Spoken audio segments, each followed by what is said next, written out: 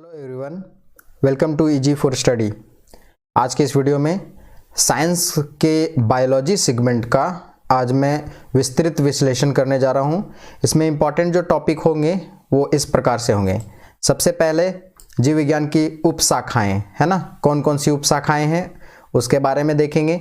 उसके बाद जैव विकास, जैव विकास के बाद वर्गीकी, वर्गीकी के बाद कोशिका, कोशिका इसके बाद अनुवांशिकी, फिर जैव उर्वरक, मानव शारीरिकी और क्रिया विज्ञान, पादप कार्यकी, रोग एवं उपचार, आनुवांशिक इंजीनियरिंग और बायोटेक्नोलॉजी। इसके अलावा एक विविध सेगमेंट है, उसको भी मैं विस्तृत विश्लेषण इस वीडियो में करूंगा। ठीक है, तो चलिए वीडियो को जल्दी ही स्टार्ट करते हैं। आप लोगों से एक रिक्वेस्ट रहेगा कि आपको अगर ये वीडियो अच्छा लगता है तो आप कम से कम लाइक किया करें। इस वीडियो को आप ज़रूर अपने दोस्तों के बीच शेयर करें ताकि मैं मोटिवेट हो सकूं और इससे भी बढ़िया हैंड रिटन नोट्स आपको प्रोवाइड कर। चलिए वीडियो को स्टार्ट करते हैं। सबसे पहले देखते हैं जीव विज्ञान की विभिन्न उपशाखाएं। कौन कौन सी उपशाखाएं हैं वो मैं समझता हूं। सबसे पहले देखिए लेमार्क और ट्रिवेनस। लेमार्क व ट्रिवीरेनस दो वैज्ञानिक हुए, जीव वैज्ञानिक हुए। इन्होंने ही जीव विज्ञान शब्द का सर्वप्रथम प्रयोग किया था। ठीक है, और इसमें कौन कौन से उपशाखाएं हैं उसको मैं बताता हूं। सबसे पहला जो उपशाखा है वो है हमारा पैलियोबोटनी। पैलियोबोटनी पादप जीवाश्मों का अध्ययन को कहा जाता है, पैलियोबोटनी। ठीक है, दूसरा जो हमारा है उपशाखा वो है फिजियोलॉजी। फिजियोलॉजी में शरीर के विभिन्न भागों के कार्य अध्ययन का अध्ययन किया जाता है। ठीक है, पेडोलॉजी में, पेडोलॉजी जानते होंगे, ये क्वेश्चन आया हुआ भी है, मृदा का अध्ययन। जेरेंटोलॉजी वृद्धावस्था का अध्ययन। ठीक है, एंथोलॉजी, एंथोलॉजी में फूलों, एंथो का मतलब ऐसे भी फूल होता है, एंथोलॉजी फूलों का अध्ययन। ठीक है, इसके बाद एग्रोएस्ट्रोलॉजी, एग्रोएस्ट्रोलॉजी जो है वो किस चीज से संबंधित है तो घासों का अध्ययन से संबंधित है। ठीक है, अब आगे आते हैं ऑन्कोलॉजी। ऑन्कोलॉजी जो है वो क्या है, कैंसर अध्ययन। ठीक है, फिर है ऑस्टो, ऑस्टो का मतलब होता है अस्थि या हड्डी या बोन। ऑस्टोलॉजी ये है ऑस्टियोलॉजी, अस्थियों का अध्ययन को कहा जाता है। सेरोलॉजी रुधिर का अध्ययन, रुधिर में बेसिकली सीरम का। ठीक है, जब आप जांच करवाने जाएंगे ना अपना ब्लड का तो वहां सीरम यूज किया जाता है। ठीक है, इंटोमोलॉजी, इंटोमोलॉजी कीटों का अध्ययन। ठीक है, उसके बाद है मत्स्य का अध्ययन, इसको क्या कहते हैं, इक्थियोलॉजी। ये भी क्वेश्चन आया हुआ है इक्थियोलॉजी वाला, मत्स्य का अध्ययन। मत्स्य का मतलब होता है मछली। ठीक है, इसके अलावे हर्पेटोलॉजी, हर्पेटोलॉजी उभयचर। ठीक है, और सरीसृपों का अध्ययन को कहा जाता है। एम्फीबियन होता है उभयचर, जो लैंड पर भी और वाटर में भी मूवमेंट करता है। इसके अलावा सरीसृप जो होते हैं इनका अध्ययन हर्पेटोलॉजी में किया जाता है। ऑर्निथोलॉजी, ये क्वेश्चन भी आया हुआ है, पक्षियों का अध्ययन को ऑर्निथोलॉजी कहा जाता है। जो क्वेश्चंस आए हुए हैं बेसिकली मैंने उसी को यहाँ पे हाईलाइट किया हूँ, इसके अलावा कोई भी दूसरा या अननेसेसरी चीज़ों को मैं ऐड नहीं किया हूँ। डर्मेटोलॉजी त्वचा का अध्ययन। ठीक है, डर्मेटोलॉजी त्वचा का अध्ययन को कहा जाता है। जो स्किन डिजीज से संबंधित जो डॉक्टर होते हैं ना उसको क्या कहते हैं, डर्मेटोलॉजिस्ट। ठीक है, फिर है ट्रोफोलॉजी, ये है पोषण का अध्ययन। ट्रोफोलॉजी का मतलब होता है पोषण का अध्ययन। आगे आते हैं, कुछ प्रमुख शब्दावलियां हैं, ये भी क्वेश्चन आते हैं। एपीकल्चर में किसका अध्ययन किया जाता है तो मधुमक्खियों का। मधुमक्खी पालन से संबंधित जो चीजें हैं वो एपीकल्चर में आता है। एविकल्चर, एविकल्चर मतलब होता है पक्षी पालन। ठीक है, पीसी ये आया हुआ है मत्स्य पालन। सेरिकल्चर रेशम के उत्पादन, रेशम कीट का उत्पादन। सिल्वीकल्चर वन संवर्धन। फ्लोरिकल्चर, फ्लोरी यानी पुष्प, पुष्प का कृषि। ओलेरीकल्चर सब्जियों की कृषि से संबंधित है। आर्बोरीकल्चर, आर्बोरीकल्चर संबंधित है वृक्षों या झाड़ियों की कृषि से संबंधित। इसके अलावे है हॉर्टिकल्चर, हॉर्टिकल्चर जो है वो किससे है, फूलों की खेती से। पोमोलॉजी, पोमोलॉजी जो है वो फलों की कृषि से संबंधित है। उसके अलावे एग्रोनॉमी फसलों की खेती। Vermi culture, vermi culture vermi compost से संबंधित आप जानते होंगे, केंचुआ तो वर्मी कल्चर केंचुआ पालन। ओलेरी कल्चर जैतून उत्पादन से। विटीकल्चर अंगूर उत्पादन से, है ना, और मोरिकल्चर शहतूत की खेती का उत्पादन से। ठीक है, अब आगे आते हैं, हाइड्रोपोनिक्स किसको कहते हैं। ठीक है, यहाँ पे कुछ इंपॉर्टेंट टर्म्स होंगे। देखिए, मेंस से संबंधित भी कुछ चीज़ों को आप यहाँ से निकाल सकते हैं। ठीक है, मैं इस तरह से यहाँ पे तैयार किया हूँ कि आप इसका यूज़ करके यहाँ कुछ इंपॉर्टेंट टॉपिक को भी मैं थोड़ा बहुत एक्सप्लेन किया हूँ, तो आप इसको यूज़ कर सकते हैं मेंस पर्पज से। तो हाइड्रोपोनिक्स किसको कहते हैं? हाइड्रोपोनिक्स एक ऐसी प्रक्रिया है जिसमें खनिज पोषक तत्वों के विलयन के प्रयोग द्वारा जल में पौधों को उगाया जाता है। ठीक है, कहने का मतलब पानी में ही पौधों को उगा दिए जाने के प्रोसेस को हाइड्रोपोनिक्स कहा जाता है। हाइड्रो का मतलब पानी होता है, ठीक है, और पोनिक्स मतलब आप पॉन्ड समझ सकते हैं। यहाँ मैं समझने के लिए इस वर्ड को यूज़ कर रहा हूँ। ठीक है, पानी में ही अगर कोई फसल को उगाया जाता है, ठीक है, तो उसको कहा जाता है हाइड्रोपोनिक्स। बेसिकली क्या किया जाता है ना, पानी में वो सारे खनिज नवल को डाल दिया जाता है, ठीक है, जो पेड़ पौधों की ज़रूरत होती है, और उसको पानी में उसके रूट को डाल के उसके बाद उसको उगाया जाता है। इसी प्रोसेस को कहा जाता है हाइड्रोपोनिक्स। ये पौधा उगाने का एक प्रोसेस है जहाँ पर भूमि नहीं है या कम है। ठीक है, ध्यान रखिएगा, वहाँ पर इस तरह की खेती सबसे ज़्यादा किया जाता है। ठीक है, आगे आते हैं। देखिए क्या हुआ, ये है आपका पूरा का पूरा बकेट, या कह सकते हैं एक छोटा सा पॉन्ड कह सकते हैं। इस पॉन्ड के ऊपर में क्या है, कुछ इस तरह से स्टैंड किया हुआ रहता है इस ताकि वो खड़ा रहे हमारा पेड़ या जो छोटा प्लांट है वो। इसके अलावा ध्यान रखिएगा, ये वाटर पंप रहता है, वाटर पंप से पानी जाते रहता है और उसको कहीं ना कहीं इसमें विलयन मिलाया जाता है। जितना भी पोषक तत्व है इस पानी में डाल दिया जाता है और उसके बाद इसको हेल्प मिलता है प्लांट को, ताकि ये क्या करे, प्रॉपर ग्रो करे। ठीक है, ये इस प्रकार की खेती वैसे स्थानों पे सबसे ज़्यादा की जाती है जहाँ पर क्या है, खेतों के लिए, जब कृषि के लिए, एग्रीकल्चर के लिए खेत कम है। ठीक है, इसके अलावे अब जैव विकास के बारे में देखते हैं। जैव विकास का थोड़ा सा एक्सप्लेन करता हूँ, विस्तृत विवरण यहाँ पे देने जा रहा हूँ। क्या होता है, तो पृथ्वी की उत्पत्ति लगभग माना जाता है कि 4.6 अरब वर्ष पहले हुई है। अब पृथ्वी की उत्पत्ति 4.6 अरब वर्ष पूर्व हुई, तो ऐसा नहीं कि जैसे ही पृथ्वी आई वैसे ही खेतीबाड़ी चालू हो गया या जीव जंतु तुरंत आ गए। पृथ्वी पर जीवन की उत्पत्ति के संदर्भ में वैज्ञानिक सिद्धांत परिकल्पना दिए गए हैं, इसी को जैव विकास कहा जाता है। लेकिन ध्यान रखिएगा, जो पहले दिया गया था उसमें हर बार कुछ न कुछ सुधार करके और उसके बाद एक नया जो थ्योरम है वो प्रस्तुत किया जा रहा है। रासायनिक विकास हुआ है धरती पर पृथ्वी की उत्पत्ति के बाद, और इसीलिए रासायनिक विकास के फलस्वरूप जीवन की उत्पत्ति सबसे आधुनिक है। और ये जो परिकल्पना है वो A.I. ओपेरिन ने अपनी एक पुस्तक लिखी थी जिसका नाम था जीवन की उत्पत्ति, उसमें इन्होंने बताया है। तो एक बात आप याद रखिएगा कि जैव विकास से संबंधित सबसे पहला जो परिकल्पना है वो किसके द्वारा दी गई थी, तो A.I. ओपेरिन के द्वारा। ठीक है, और इनकी बुक का नाम क्या है, जीवन की उत्पत्ति। इन्होंने क्या बताया था, इसमें सबसे पहले क्या बताया था वो मैं बताता हूं। देखो, जीवों की उत्पत्ति लगभग 4 अरब वर्ष पूर्व न्यूक्लियो प्रोटीन के कणों के रूप में हुई है। ठीक है, इसी बुक में लिखा गया, जीवन की उत्पत्ति वाला जो बुक है ना ओपेरिन का, उसमें लिखा गया है। दूसरा जो पॉइंट बताया इन्होंने, स्वपोषी आदि जीव वर्तमान के नीले हरित शैवाल जैसे थे। ये यूपीएससी एक बार सवाल पूछ चुका है इसमें, तो आप इसको देखिए कैसे कनेक्ट करेंगे। तो जो इंपॉर्टेंट फैक्ट्स हैं, इंपॉर्टेंट पॉइंट्स है, वो मैं यहाँ पे रखने की कोशिश किया हूँ। इससे संबंधित जितने भी इंपॉर्टेंट और भी डाटा होगा वो मैं बताने के यहाँ पर प्रयास करूँगा। लगभग 2 अरब वर्ष पहले क्या हुआ, यूकैरियोटिक कोशिकाओं की उत्पत्ति हुई। 2 प्रकार की कोशिकाएं होती हैं, एक यूकैरियोटिक और एक को कहते हैं प्रोकैरियोटिक। ठीक है, तो 2 अरब वर्ष पूर्व जो है वो यूकैरियोटिक कोशिकाओं की उत्पत्ति हुई, और वर्तमान समय में जो जीव जगत के जो सारे जीव हैं, जीवाणु को छोड़ करके वो बने हैं। ठीक है, ये क्वेश्चन जो था यूपीपीसीएस का मेंस में आया हुआ है। देखिए अब आगे आते हैं लैमार्कवाद। देखिए लैमार्कवाद जो है ना, मेंस में भी अक्सर सवाल ये बनता है, लैमार्कवाद क्या है। ठीक है, डार्विनवाद, लैमार्कवाद। तो यहाँ पे सबसे पहले मैं बताने जा रहा हूँ लैमार्कवाद, और लैमार्कवाद को इम्पोर्टेंट टर्म के रूप में या इंपॉर्टेंट टॉपिक के रूप में आप रख सकते हैं।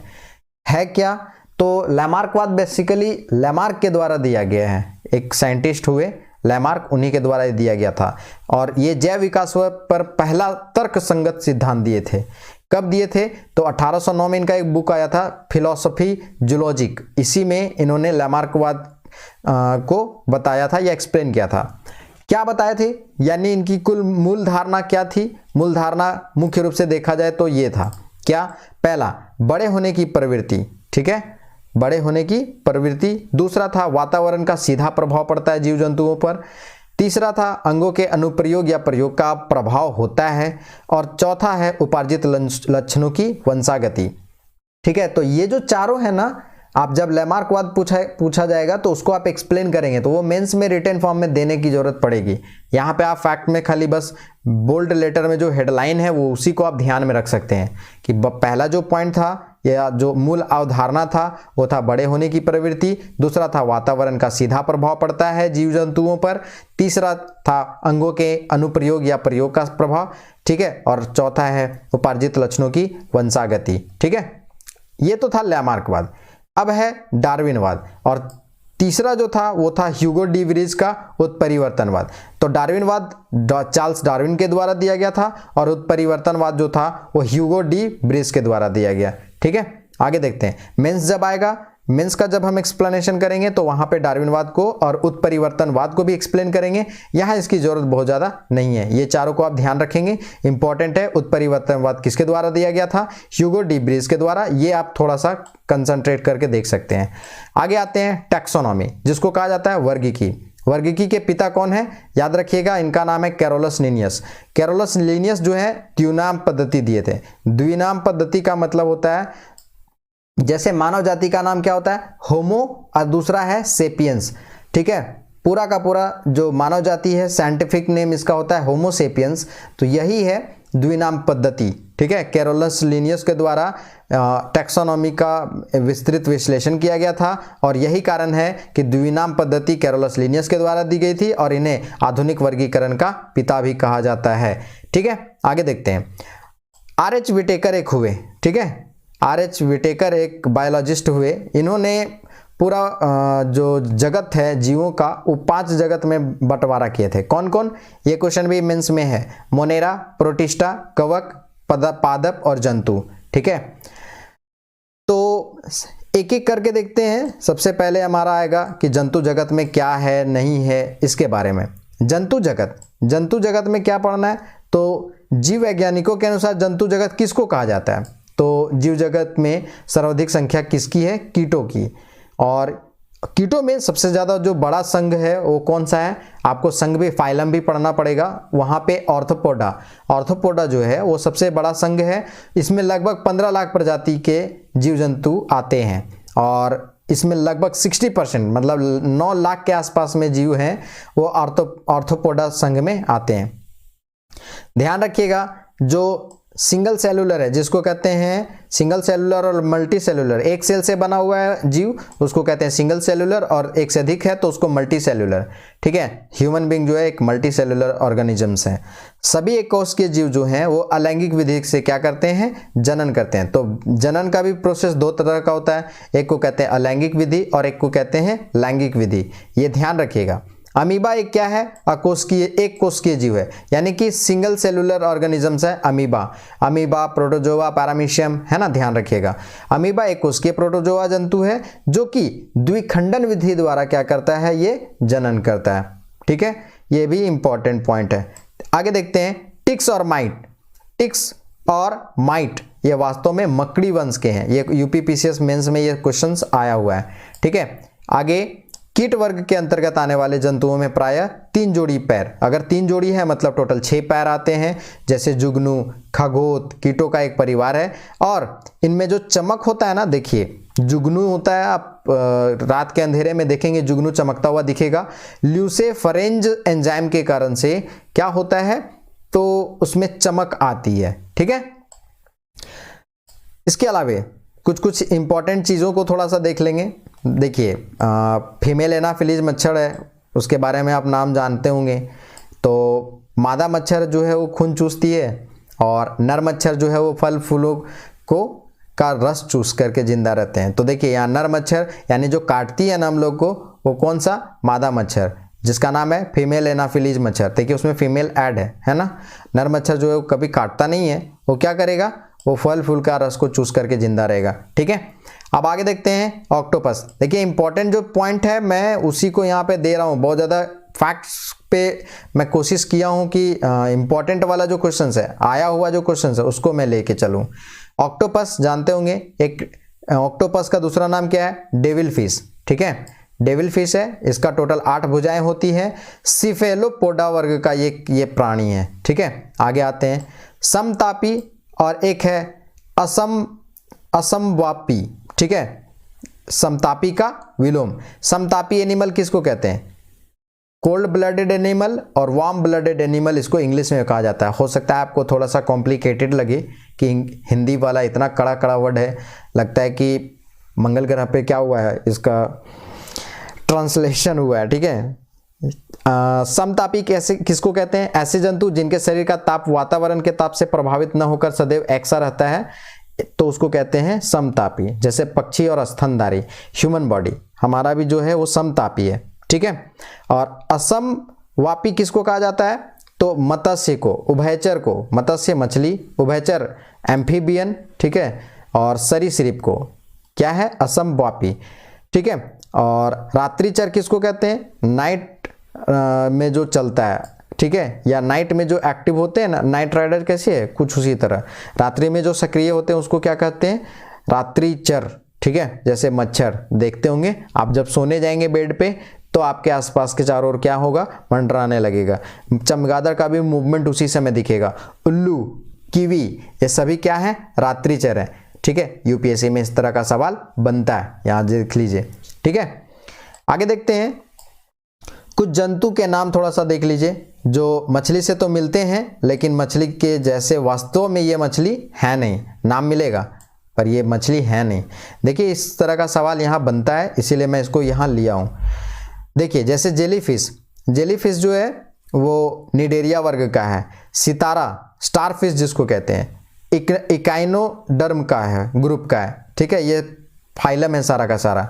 फिर है सिल्वर फिश, सिल्वर फिश जो है कीट वर्ग का है। कटल फिश जो है वो मोलास्का का है। उसके बाद हेग फिश साइक्लोस्टोमेटा का है। डेविल फिश मोलास्का का है, और क्रेफिश आर्थ्रोपोडा ग्रुप का है। तो ये हैं सारे के सारे नाम में मछली, पर वास्तव में ये मछली नहीं है, याद रखिएगा। और इस तरह का सवाल जो है अक्सर पूछा जाता है, तो आप एलिमिनेट कर सकते हैं। ठीक है, अब देखते हैं मछली में जो श्वसन होता है वो गलफड़ा में पाए जाने वाले गिल्स है, गलफड़ा को ही कहा जाता है वहाँ। ठीक है, जल में जो ऑक्सीजन है ना, उससे वो क्या करती है? ग्रहण करती है। ध्यान रखिएगा कि पानी जो है उसका केमिकल फॉर्मूला क्या होता है? H2O, है ना। हाइड्रोजन और ऑक्सीजन के कॉम्बिनेशन से क्या बना है? H2O, पानी बना है, और उसमें ऑक्सीजन है प्रेजेंट। तो जो पानी में रहने वाले जीव जंतु हैं या प्लांट हैं, उसको ऑक्सीजन की ज़रूरत अगर पड़ेगी भी, प्लांट को तो नहीं लेकिन जीव को, तो वो कहाँ से लेगी? पानी से ही। ठीक है, आगे देखते हैं सर्दी के दिनों में नदी व झीलों केवल ऊपरी परत पर ही जमी रहती है, जबकि नीचे परत पर जल जो है अपने तरल रूप में ही विद्यमान रहता है। तो अंदर में जो है इसीलिए वो लोग बच जाता है, मरता नहीं है। मछली जो है जलीय जीव है और जमी हुई नदी झील में भी जीवित रह सकती है। सरीसृप किसको कहते हैं? क्रीपर को, जो रेंगता है, क्रीप करेगा जैसे सांप, है ना। केचुआ, मगरमच्छ, सर्प, ये क्या है? सरीसृप है, जिसको हम कहते हैं रेंगने वाले। अधिकांश सर्प, जितना भी सांप है, वो विषहीन होते हैं, जबकि कुछ प्रजातियां बहुत ज़्यादा विषैला होता है, जैसे कोबरा, वाइपर, ये जो हैं वो क्या होते हैं? बहुत ज़्यादा विषैला होते हैं। अब देखिए कुछ इंपॉर्टेंट नोट है, उसको आप देखने की कोशिश करें। सबसे पहला, चमगादड़ एक क्या है? स्तनधारी है। स्तनधारी का मतलब होता है अपने बच्चों को क्या करती है? दूध पिलाती है। ठीक है, स्तनधारी प्राणी है जो पक्षी वर्ग में आता है। चमगादड़ मैमेलियन होते हुए भी पक्षी वर्ग में आता है। इसके अलावा ब्लू व्हेल, ब्लू व्हेल जो है वो पृथ्वी पर पाए जाने वाला सबसे बड़ा स्तनधारी जीव है। ठीक है, इसका लंबाई होगा 133 मीटर, 133 मीटर, और जो वेट होगा वह 180 मीट्रिक टन होगा। सोचिए कितना वेट होता है इसका। ठीक है, स्पर्म व्हेल विशालतम दांत वाली मांसाहारी व्हेल है, स्पर्म व्हेल। ठीक है, इसके अलावा समुद्री शेर, सील, कोका, वालरस, डुगोंग, ठीक है, जिसको कहते हैं सीको, आप इसका देखिए गूगल करके भी आप इसका इमेज देख सकते हैं, यहाँ मैंने लगाया नहीं है। डुगोंग सीको को कहते हैं, और गंगा डॉल्फिन, ये सारे के सारे क्या हैं, शाकाहारी स्तनधारी हैं। स्तनधारी का मतलब क्या होता है, जो अपने बच्चों को दूध पिलाती है, ठीक है। ये जो है डॉल्फिन, डॉल्फिन बेसिकली बहुत ही बुद्धिमान जीव है और भारत का ये राष्ट्रीय जलीय जीव भी बन गया है। हालांकि ये संकटग्रस्त है और IUCN का रेड लिस्ट में इसका मेंशन किया गया है, ठीक है। इसके अलावा देखिए एकिडना और प्लेटिपस, ठीक है। एकिडना और प्लेटिपस जो है वो अंडे देने वाली स्तनधारी जीव है, ठीक है। और नीलगाय भारत में पाई जाने वाली विशालतम मृग प्रजाति की है, ठीक है। मृग किसको कहते हैं, हिरन को।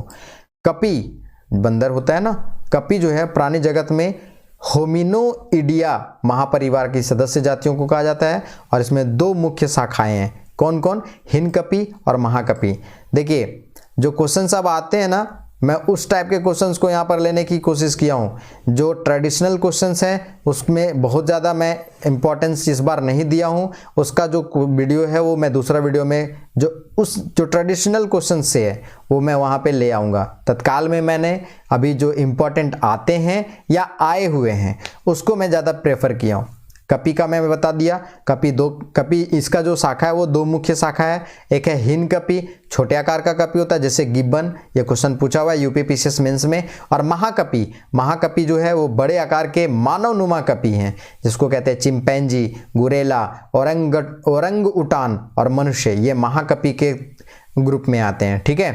लंगूर कपी वर्ग में नहीं है, ये वानर वर्ग में शामिल होता है और ये 2008 में IAS का क्वेश्चन आया हुआ है, ठीक है। अब आगे आते हैं मोनेरा। मैंने बताया था विटकर महोदय 5 जगत में बांटे थे ना, तो उसमें से मोनेरा जगत के अंतर्गत एक कोशिकीय प्रोकैरियोटिक जीवों को रखा गया है, ठीक है, जिसमें माइकोप्लाज्मा, जीवाणु, साइनोबैक्टीरिया ये सब आते हैं, ठीक है। इसकी जो लंबाई होती है जीवाणु का बेसिकली 2 से 4 माइक्रोन इसका लेंथ होता है और साइनोबैक्टीरिया का दूसरा नाम क्या है, नीलहरित शैवाल, ठीक है। ब्लू ग्रीन एल्गेई, इसी को कहा जाता है साइनोबैक्टीरिया को। ये तो था मोनेरा जगत के बाद आता है प्रोटिस्टा जगत को देखते हैं तो क्या होता है, इस जगत के अंतर्गत एक कोशिकीय यूकैरियोटिक जीवों को रखा जाता है। देखिए 2 वर्ग बताए थे, यूकैरियोटिक और प्रोकैरियोटिक और यूकैरियोटिक जीव जो हैं उसका मैं विस्तृत विश्लेषण उसमें करूंगा मेंस में, दोनों में डिफरेंस क्या होता है ये क्वेश्चन आता है, ठीक है। तो यहाँ आप समझिए कि प्रोटिस्टा जगत जो है उसमें basically single cellular eukaryotic animals आते हैं, जीव आते हैं, ठीक है, स्पीसीज आते हैं। शैवाल और प्रोटोजोआ, और शैवालों के अध्ययन को क्या कहा जाता है, फाइकोलॉजी कहा जाता है। और ये शैवाल जो होते हैं वो स्वपोषी होते हैं, कहने का मतलब अपना खाना वो खुद बनाते हैं। अब देखिए कवक जो होते हैं ये पर्णरहित थैलोफाइट्स हैं। पर्णरहित किसको कहते हैं, तो अपना खाना ये खुद नहीं बनाते हैं कवक, ठीक है। परपोषी का मतलब होता है किसी दूसरे जीव पर ये डिपेंड करते हैं, जैसे ह्यूमन बीइंग। हम लोग खाना अपना खुद नहीं बनाते हैं, ध्यान रखिएगा। अब ये मत समझिएगा कि घर में मम्मी किचन में खाना बना रही है उसको कहते हैं, वो नहीं यार। ध्यान रखिएगा जो चावल बन रहा है ना, या अगर कोई मांसाहारी है तो जो मांस है वो कहीं ना कहीं दूसरे किसी एनिमल को मार कर उसके बाद हम खा रहे हैं, तो हम लोग क्या है किसी दूसरे एनिमल पे डिपेंड करते हैं, या प्लांट पे। जैसे अगर हम कोई फ्रूट्स खा रहे हैं तो इसका मतलब कि सेब का जो फल है, पौधा है ना, वो खाना बना रहा है अपना, और उसका वाला जो बनाया है मैं खा रहा हूं, यानी कि हम लोग खा रहे हैं। कुछ नोट में इंपॉर्टेंट पॉइंट है, तो खमीर और मशरूम दोनों एक प्रकार का क्या है, कवक है, ठीक है। खमीर और मशरूम, हम लोग मशरूम का भी खाते हैं ना, तो ये दोनों कवक ग्रुप में आते हैं। लाइकेन मिश्रित जीव है, ये कवक और शैवाल के बीच की कड़ी है। लाइकेन, ध्यान रखना किसका, कवक और शैवाल, ये इंपॉर्टेंट क्वेश्चन है और आया हुआ है। वायु प्रदूषण के अच्छे सूचक भी हैं, कहने का मतलब जो लाइकेन है ना वो बताता है एयर पॉल्यूशन को भी, ठीक है। अब देखते हैं पादप जगत में एक घटपर्णी नाम का पौधा के बारे में आप जानते होंगे। घटपर्णी का जो या नेफेंथिस का जो पौधा है वो प्रकाश संश्लेषण की क्रिया द्वारा अपना भोजन बनाने के सक्षम है, घटपर्णी। और ये घटपर्णी जो है वो क्या है, कीटभक्षी पौधे होते हैं। बेसिकली कीटभक्षी, कोई भी पौधा कीटभक्षी कब बनेगा, जब ऐसा ये पौधा जो उस ज़मीन में ग्रो कर गया या वहाँ ग्रो करता है जहाँ के ज़मीन में नाइट्रोजन की कमी होती है। तो नाइट्रोजन की आवश्यकता को क्या करता है, पूरा करता है, उन जीवों को, उन कीटों को आहार बना करके क्या करता है ना, उसका घड़ा के आकार का उसका एक शेप होता है, उसमें कोई जीव चला गया, घड़ा बंद हो जाता है, उसके बाद उसका सारे जूसों को सक कर लेता है पेड़ ही, और उसके बाद उसका जो नाइट्रोजन बॉडी से निकलता है उसको यूज़ करता है पेड़ पौधा, इसीलिए इसको घट पर्णी पौधा कहते हैं। मरुद्भिद, मरु का मतलब क्या होता है, मरु का मतलब होता है रेगिस्तान, डेजर्ट, ठीक है। इसमें कौन कौन से पौधे आएंगे, कैक्टस, ठीक है, उसके अलावे मदार या भदार, ब्रायोफाइलम, धिक्वार, ये सब पौधे आते हैं मरुद्भिद पौधे, ठीक है, जो वातावरण के प्रति क्या होते हैं, शुष्क वातावरण में ये अनुकूलित होते हैं, यानी कि बहुत ज़्यादा बारिश होगी तो इस टाइप के पौधे वहाँ ग्रो नहीं करेंगे। इनकी जड़ें जो होती है सोचिए 25 to 30 मीटर लॉन्ग होती हैं, और तने जो होते हैं छोटे होते हैं, और भूमिगत जल ये जो पौधे हैं मरुद्भिद पौधे वो लेते हैं। कहने का मतलब डेजर्ट एरिया में पानी का जो लेवल होता है ना, अंडरग्राउंड वाटर लेवल, वो बहुत नीचे होता है, तो नीचे से पानी का सोर्स को ढूंढने के लिए या लेने के लिए यूज़ करता है मरुद्भिद पौधे अपने जड़ों को लंबी करके, ठीक है। यहाँ पे एक नोट है, नोट में मुख्य रूप से देखा जाए तो क्या है, अदरक प्रकंद का, ठीक है, आलू स्तंभ कंद का, और लहसुन सल्क कंद का, तथा सूरज जिमी कंद का, ये जो है घन कंद का उदाहरण है। इंपॉर्टेंट है, आया हुआ भी क्वेश्चन है। अब कुछ कुछ ऐसे भी फूड हैं जिसको हम लोग खाते हैं, तो खाने वाला भाग कौन सा होता है, जैसे शकरकंद, स्वीट पोटैटो जिसको कहते हैं, इसका जड़ हम लोग खाते हैं। अब इम्पॉर्टेंट है और इसको मैं यहाँ इसीलिए लिया हूँ। गन्ना, गन्ना का जो स्टेम है ना उसको खाते हैं।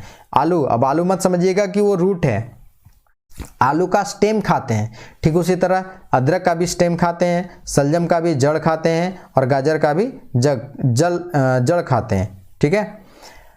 आगे आते हैं, मटर, मटर जो है वो क्या है, लेग्यूमिनेसी कुल का पौधा है, और मटर जो है उसमें द्विबीजपत्री होता है, शाकीय पौधा होता है, ठीक है। लेग्यूमिनस प्लांट या किसको कहते हैं, ऐसा पौधा जो क्या करता है, नाइट्रोजन फिक्सेशन में काम आता है, ठीक है। जो नाइट्रोजन 78% इन्वायरमेंट में है ना, उसको क्या करता है, अट्रैक्ट करके, और पेड़ पौधों के माध्यम से क्या करेगा, वो सॉइल तक पहुंचाएगा, उसको कहते हैं लेग्यूमिनेसी।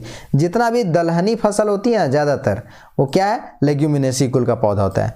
अब देखिए गन्ना, गन्ना जो है ग्रैमिनी या पोएसी कुल का पौधा है, ठीक है। इसके अलावा लौंग, लौंग जो है वो मिर्टेसी कुल का पौधा है, और इसका जो जन्म स्थान है लौंग का वो कहाँ है, इंडोनेशिया। और लौंग का कौन सा भाग हम लोग खाते हैं, तो वो पुष्पकली का, ठीक है। आगे आते हैं, कैंसर कैंसर नहीं, केसर, ठीक है, सैफरॉन जिसको कहते हैं, कश्मीर में सबसे ज़्यादा ग्रो कराया जाता है केसर का, और बहुत ही महंगा मिलता है, ठीक है। प्रेगनेंसी के टाइम में यूज़ किया जाता है इसका, केसर को खाने के लिए माताओं बहनों को दिया जाता है। केसर एक मसाला है जो इरेडिसी, ठीक है, इरिडेसी कुल का से संबंधित है, और इसका जो स्टिग्मा या स्टाइल जो होता है ना, वर्तिका या वर्तिकाग्र, उस भाग को खाया जाता है। इसमें सेफ्रानाल और पिकोक्रोसिन नामक रसायन पाया जाता है। दूध में केसर डाल के पीना चाहिए, ठीक है। आगे देखते हैं, हल्दी के पौधे को खाने योग्य भाग कौन सा है, इसको कहते हैं प्रकंद, और ये जो हल्दी है वो जिंजी बरेसी कुल का पौधा है, ठीक है।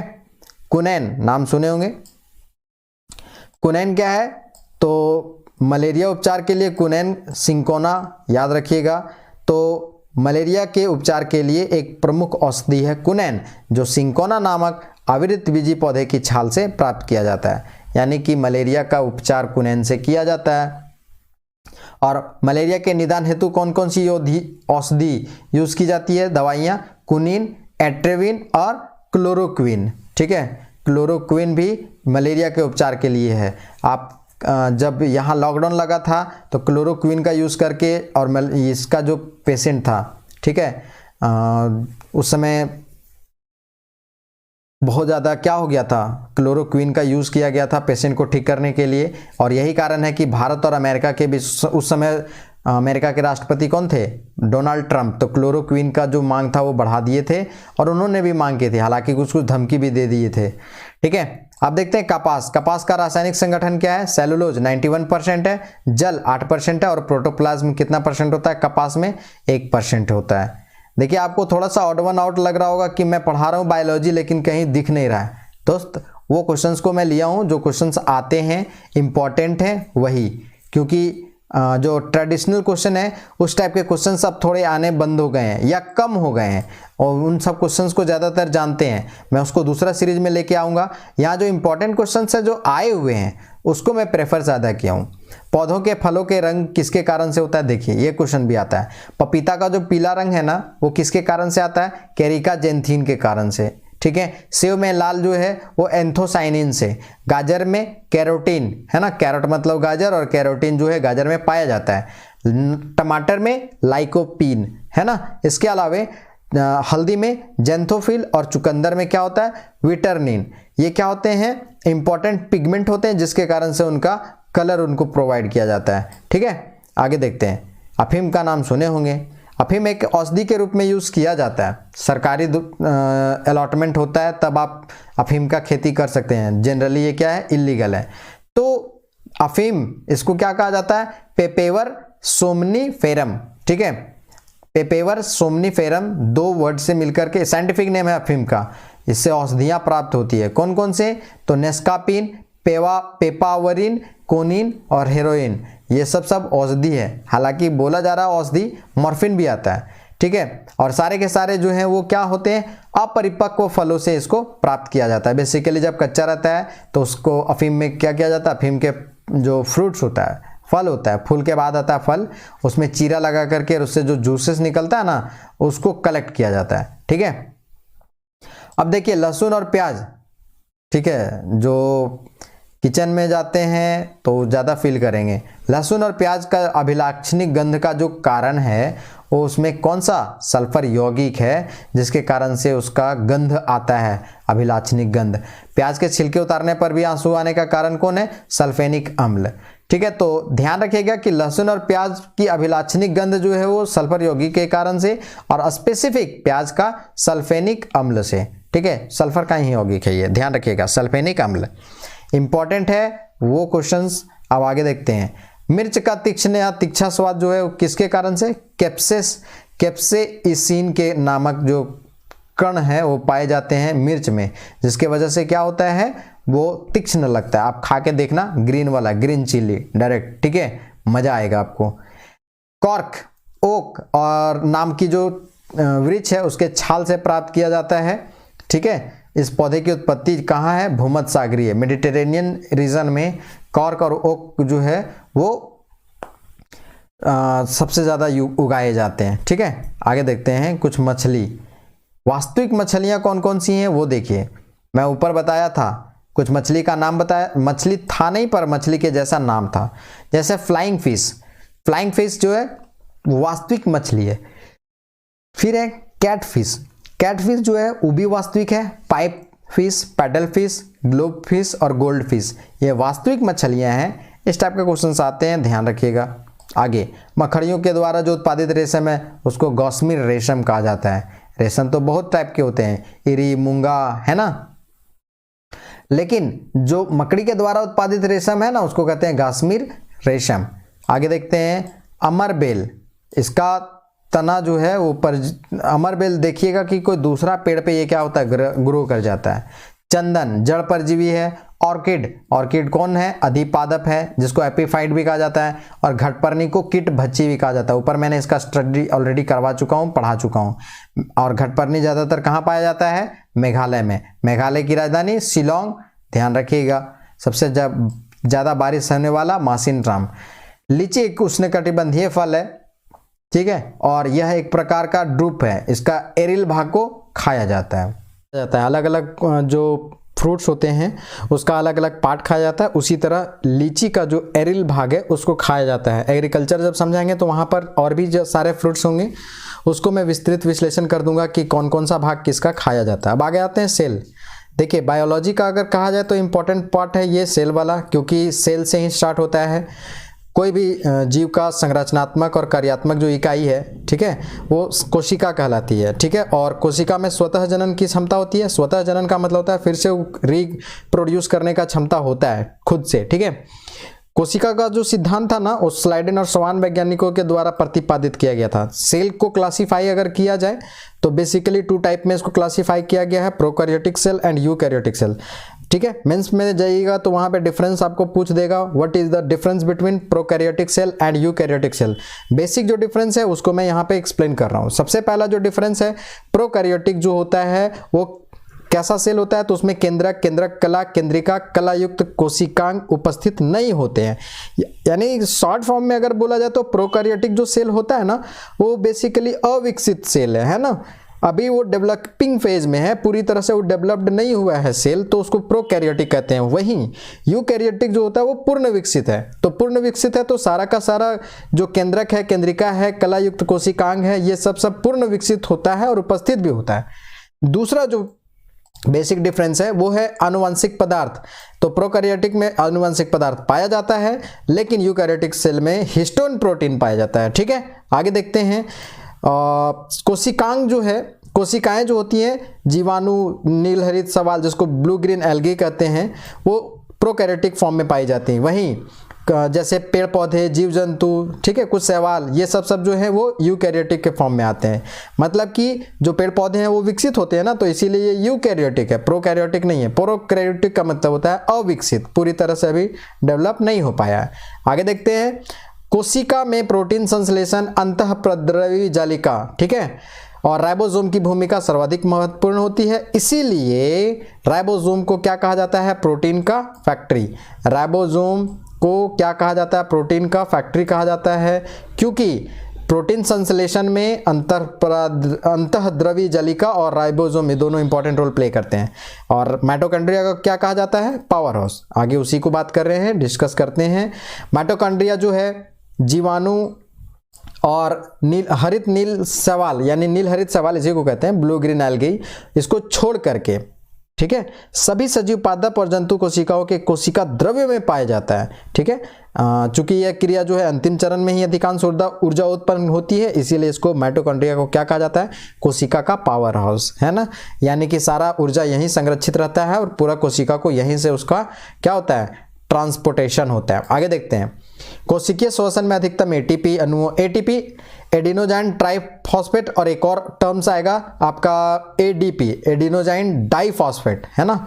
कोशिकीय श्वसन में अधिकतम एटीपी अणुओं को उत्पन्न करने वाला पद क्रेब्स चक्र कहलाता है। क्रेब्स चक्र इंपॉर्टेंट है, ध्यान रखिएगा।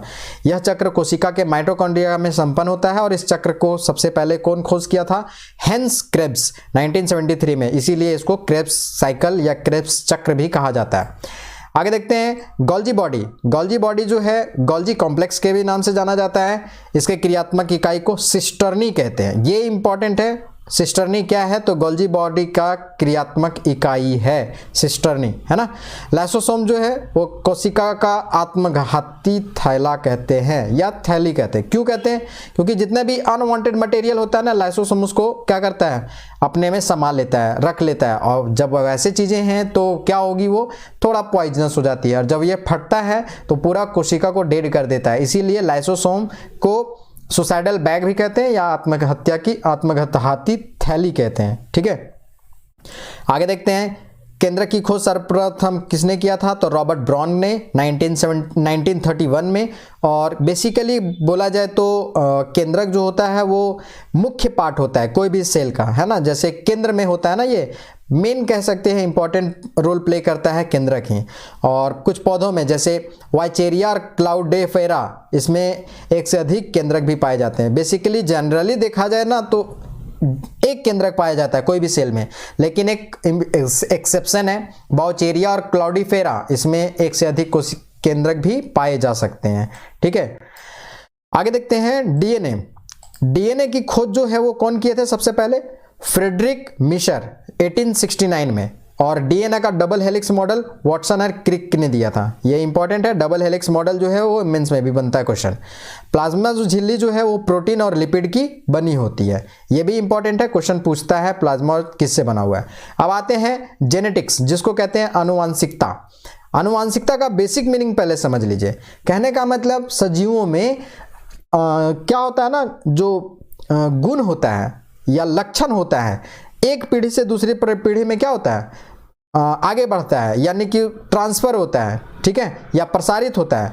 इसी को वंशागत या अनुवांशिक लक्षण कहते हैं और इस प्रक्रिया को ही अनुवांशिकता कहते हैं, ठीक है। और अनुवांशिकता की जो खोज है ग्रेगर जॉन मेंडल ने किया था, इसीलिए अनुवांशिकता का आधुनिक अनुवांशिकी का पिता ग्रेगर जॉन मेंडल को ही कहा जाता है ना। इन्होंने क्या किया था, तो मटर के पौधे में 7 लक्षणों की वंशागति के लिए संस्करण प्रयोग किया था। और ये नियम है कौन कौन, प्रभाविकता का नियम, पृथक्करण का नियम और स्वतंत्र अपव्यूहन का नियम। ये देखो अनुवांशिकता वाला जो पॉइंट है ना, यहाँ मेंस में भी क्वेश्चन बनता है और ये जो तीनों पॉइंट है वहां पे वो मेंशन करना होगा और पूरा डिटेल भी करना होगा कि प्रभाविकता का नियम क्या है, एग्जाम्पल देना होगा, पृथक्करण का नियम क्या है ये भी एग्जाम्पल देना होगा एक्सप्लेन करके, और स्वतंत्र अपव्यूहन का नियम क्या है ये भी एक्सप्लेन करना होगा, ठीक है। अब देखते हैं जीवों में अनुवांशिक लक्षण को कौन कैरी करता है, क्रोमोसोम। क्रोमोसोम के द्वारा संतान में लाए जाते हैं। बेसिकली मम्मी पापा का जो गुण होता है ना, वो अपने बच्चों में ट्रांसफर होता है क्रोमोसोम के द्वारा। और ये क्रोमोसोम जो होते हैं वो न्यूक्लियोप्रोटीन के बने होते हैं, है ना। क्रोमोसोम सर्वप्रथम जो टर्म है या नाम है वाल्डेयर महोदय द्वारा प्रस्तुत किया गया था 1888 में। और एक जो क्रोमोसोम है एक ऐसी संरचना है जो आनुवांशिक लक्षणों को एक पीढ़ी से दूसरे पीढ़ी में क्या करती है, स्थानांतरित करती है। और वो क्या है, जीन है बेसिकली, ठीक है। जीन जीवों के शरीर में आनुवांशिकता की मूल इकाई है और ये क्या होता है, किसी भी जीव के डीएनए में विद्यमान समस्त जीनों का अनुक्रम जीनोम कहलाता है।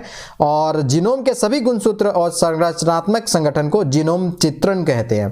तो यहां से इंपॉर्टेंट टर्म्स, क्रोमोसोम क्या है, न्यूक्लियोप्रोटीन से बना होता है, एक वाल्डेयर महोदय का नाम याद रखिएगा, जीन क्या होता है और जीनोम क्या है और जीनोम चित्रण क्या है, ये इंपॉर्टेंट है, इसीलिए मैं यहां पे इसको लिया हूं। आगे देखते हैं प्लोमान का जीन के सिद्धांत।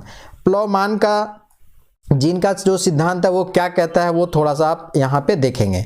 प्लोवन जीन या जंपिंग जीन के सिद्धांत का प्रतिपादन बारबरा मैकिलटॉक ने किया था। इस खोज के लिए इन्हें चिकित्सा का नोबेल भी दिया गया था। मक्का के पौधे पर ये अनुसंधान किए थे प्लोमान का जीन सिद्धांत देने के टाइम में। अध्ययन के तौर पर इन्होंने क्या देखा, जंपिंग जीन। जंपिंग जीन एक टर्म आया हुआ है, ये भी ध्यान में रखिएगा। जंपिंग जीन द्वारा जो अनुवांशिक परिवर्तन होते हैं उसे मक्का के दाने पर कुछ धब्बे पड़ जाते हैं, है ना।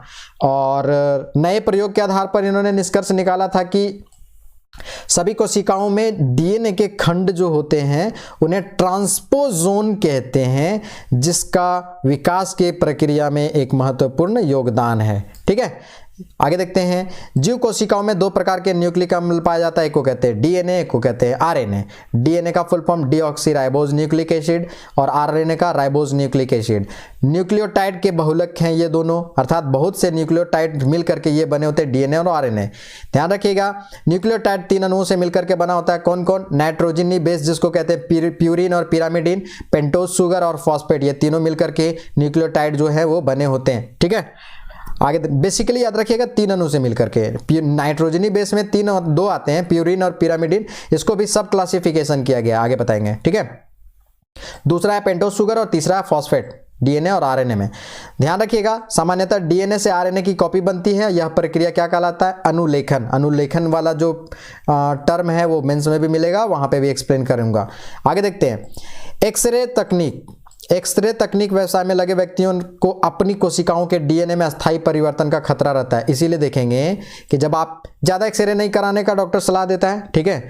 और एक और चीज़ है कि जब एक्सरे होते रहता है ना, तो वहाँ पर एक चांस रहता है कि जो वहाँ पे डॉक्टर हैं या फिर वहाँ पे जो लोग हैं काम करने वाले, उन लोगों को विशेष खतरा रहता है कि उनका डीएनए में क्या हो जाए, परिवर्तन हो जाए। अब डीएनए में परिवर्तन हो जाए तो आपका जो मौलिक लक्षण है ना वो चेंज हो जाएगा, ठीक है। डीएनए का फुल फॉर्म बता दिया, डीऑक्सीराइबोज न्यूक्लिक एसिड। आरएनए का भी बता दिया हूं। अब आगे आते हैं जैव उर्वरक। जैव उर्वरक क्या होता है? जैव उर्वरक सबसे पहले समझिए कि जैव उर्वरक जो है सूक्ष्म जीवों और जीवाणुओं से युक्त खाद है, और इस खाद में जीवाणु नाइट्रोजन को फसलों को उपलब्ध कराते हैं, और ये मिट्टी में घुलनशील फास्फोरस को जल में घुलनशील बना करके पौधों को उपलब्ध कराने का भी कार्य करते हैं। जैव उर्वरक पौधों को उपलब्ध कराने का भी कार्य करेगा, और इसमें इंपॉर्टेंट है फास्फोबैक्टीरिया और माइकोराइजा, ये दोनों इंपॉर्टेंट है, नाम याद रखिएगा। फास्फोबैक्टीरिया और माइकोराइजा ये दोनों जो जैव उर्वरक के रूप में प्रयोग किया जाता है। खेत में फास्फोरस की उपलब्धता 20 से 30% तक इसको यूज करने से बढ़ जाएगी। जैव उर्वरक को बेसिकली 4 भागों में बांटा जा सकता है, ठीक है। कौन कौन है 4 भाग? तो पहला जो नाइट्रोजन स्थिरीकरण कराने वाले जैव उर्वरक, कौन कौन आएंगे एग्जाम्पल में? तो राइजोबैक्टीरियम,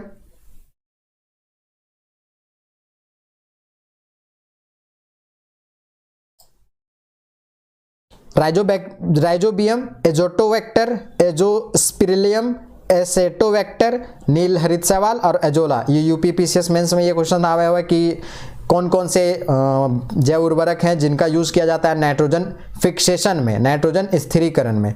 दूसरा है फॉस्फेट घुलाने वाले उर्वरक, कौन कौन है? बैसिलस, स्यूडोमोनास और एस्परजिलस। याद रखिएगा, अलग अलग है, सेम नहीं है। तीसरा है कंपोस्टिंग एक्सेलरेटर, सेलुलोटिक लिग्नोलिटिक, ये दोनों याद रखिएगा, कंपोस्टिंग एक्सेलरेटर के रूप में यूज किया जाता है, ये भी जैव उर्वरक है। और नेक्स्ट है चौथा, वो है पौधों की वृद्धि को प्रोत्साहित करने वाला राइजोबैक्टीरिया, बेसिकली स्यूडोमोनास की प्रजाति इसमें इंपॉर्टेंट रोल प्ले करती है, ठीक है।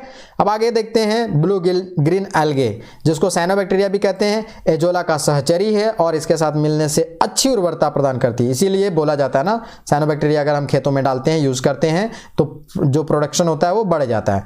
नील हरित शैवाल एक सूक्ष्म प्रोकैरियोटिक शैवाल है, प्रोकैरियोटिक बता दिए थे, ऐसा सेल जो क्या है पूरी तरह से विकसित नहीं है, जबकि एजोला क्या है? एक जलीय फर्न है, ठीक है, ध्यान रखिएगा।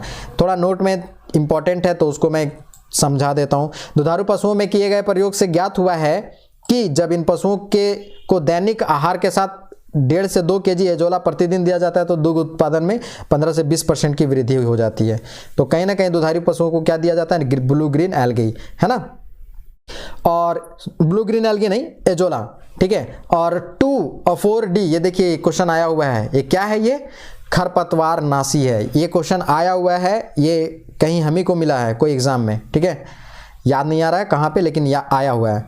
अब देखते हैं मानव शारीरिकी और क्रिया विज्ञान, ठीक है, अलग अलग है तंत्र, जिसको कहते हैं सिस्टम।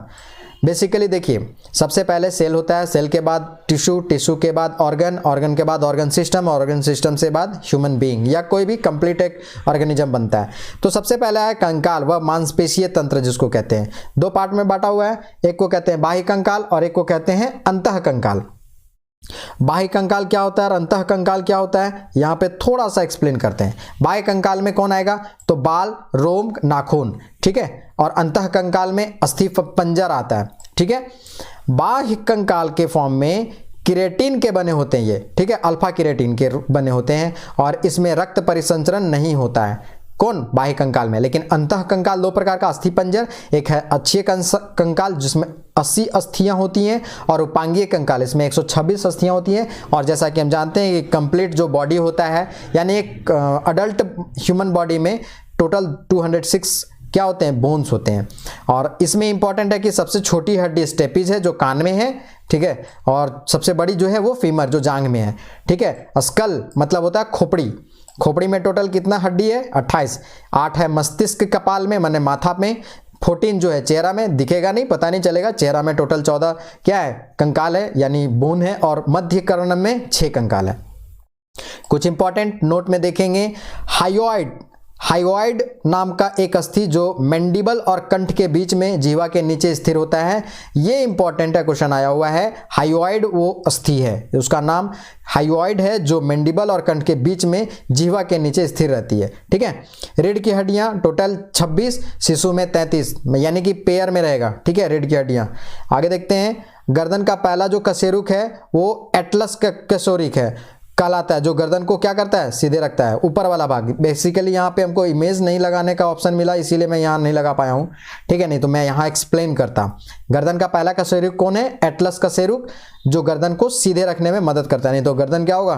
टेढ़ा हो जाएगा, ठीक है, यानी लटक जाएगा। आगे देखते हैं, मनुष्य की पसलियों की संख्या कितना है, 12 जोड़ी, मतलब टोटल 24। पसली आगे होता है जिससे हमारा हार्ट जो है वो प्रोटेक्टेड होता है, ठीक है। नोट में इंपॉर्टेंट चीज, हमारा शरीर का जो अधिकतम भाग है वो जल से बना हुआ है, अप्रॉक्स 60 से 70%। जीव तत्वों के अन्य अधिकांश पदार्थ जल में घुले रहते हैं। इस प्रकार कोशिका द्रव्य, उत्तक द्रव्य, रुधिर, प्लाज्मा आदि का आधारभूत तरल जल में ही क्या होता है, मिला हुआ रहता है।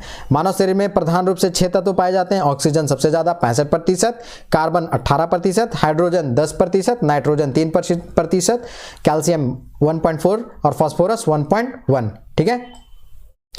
आगे देखते हैं, लिगामेंट। लिगामेंट क्या होता है, एक ऐसा संयोजी ऊतक होता है जो हड्डी को दूसरे हड्डी से, एक हड्डी को दूसरे हड्डी से जोड़ता है, टूटता है बेसिकली, ये नहीं है, कनेक्टिंग टिश्यू कह सकते हैं लिगामेंट, है ना। और कंडरा मांसपेशी को हड्डी से जोड़ने का वाला संयोजी ऊतक है।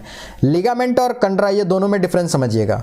लिगामेंट जो है एक बोन को दूसरे बोन से कनेक्ट करेगा, लेकिन जो कंडरा है वो बोन को मसल से, कहने का मतलब मांसपेशी को हड्डी से जोड़ने वाला संयोजी ऊतक है। हमारा मान के चलिएगा अगर कनेक्ट नहीं होगा ना बोन से मसल्स, तो क्या होगा, कनेक्ट नहीं होगा तो पूरा मसल्स गिर जाएगा और सिर्फ हमारा कंकाल बचेगा, ठीक है।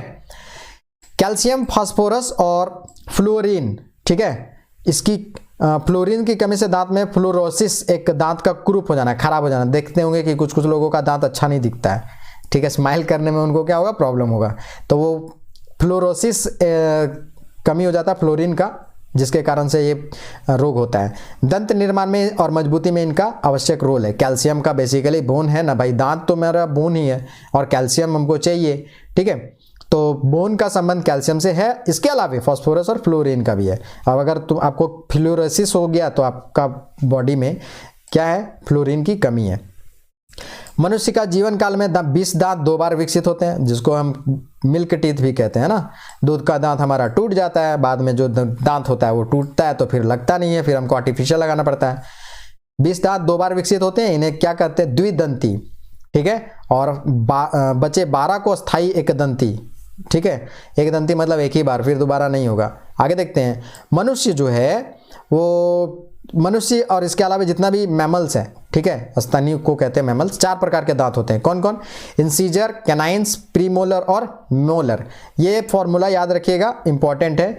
2 incisor plus 2 canine plus 2 premolar और 3 मोलर, ठीक है, और इसको इंटू करेंगे तो 32 आ जाएगा, 32, ठीक है। मानव शरीर का जो सबसे कठोर भाग है वो कौन सा है, दांत का ऊपर वाला, इनेमल भाग। दांत का ऊपर का जो पार्ट होता है ना उसको इनेमल कहते हैं और सबसे कठोर होता है। इसीलिए हम लोग किसी भी चीज़ को क्या करते हैं, तोड़ देते हैं, मतलब चबा लेते हैं। दांत का जो शिखर पर अत्यधिक कठोर सफ़ेद और चमकीला भाग होता है ना, अगर आप कैपिंग कराए हुए हैं ना दांत को, तो वहाँ पर आपका वो थोड़ा वो मजबूती जो है ना वो कम हो जाएगा।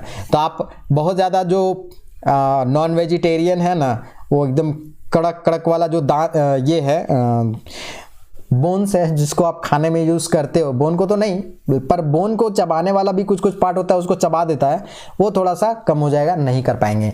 कैल्शियम फास्फेट और कैल्शियम कार्बोनेट का ये बना होता है, ठीक है, इसीलिए इसमें मजबूती थोड़ी ज़्यादा होती है, अधिक होती है। अब देखते हैं अस्थियां, बोन्स और उसका नाम, ठीक है। ब्रेस्ट बोन को क्या कहते हैं, स्टर्नम। ब्रेस्ट बोन को स्टर्नम, कॉलर बोन, आजकल लड़कों का क्या है, क्रेज है कि कॉलर बोन को शो करें। बेसिकली हमको भी नहीं पता था कि कॉलर बोन होता क्या है, लेकिन आगे ऊपर वाला जो बटन होता है ना, लड़का लोग क्या करता है, खोल के चलता है। क्यों, क्योंकि उसका कॉलर बोन वो दिखे और उससे क्या होगा ना, इंप्रेशन जाता है। कितना ये वास्तविकता है मुझे नहीं पता, पर ऐसा मैंने सुना, ठीक है। कॉलर बोन को कैल्विकल कहते हैं। फिर है नी कैप, नी कैप को पटेला और शोल्डर ब्लेड को क्या कहते हैं, स्कैपुला। ये याद रखिएगा, एक बार मैं रिपीट कर देता हूं, ब्रेस्ट बोन को स्टर्नम, कॉलर बोन को कैल्विकल, की नी कैप को पटेला और शोल्डर बोन को, शोल्डर ब्लेड को स्कैपुला, ठीक है। शोल्डर ब्लेड वहीं जहां पे हम लोग कोई चीज को भार को क्या करते हैं, उठाते हैं। आगे देखते हैं, पाचन तंत्र भी आ जाइए, इसको कहते हैं डाइजेस्टिव सिस्टम।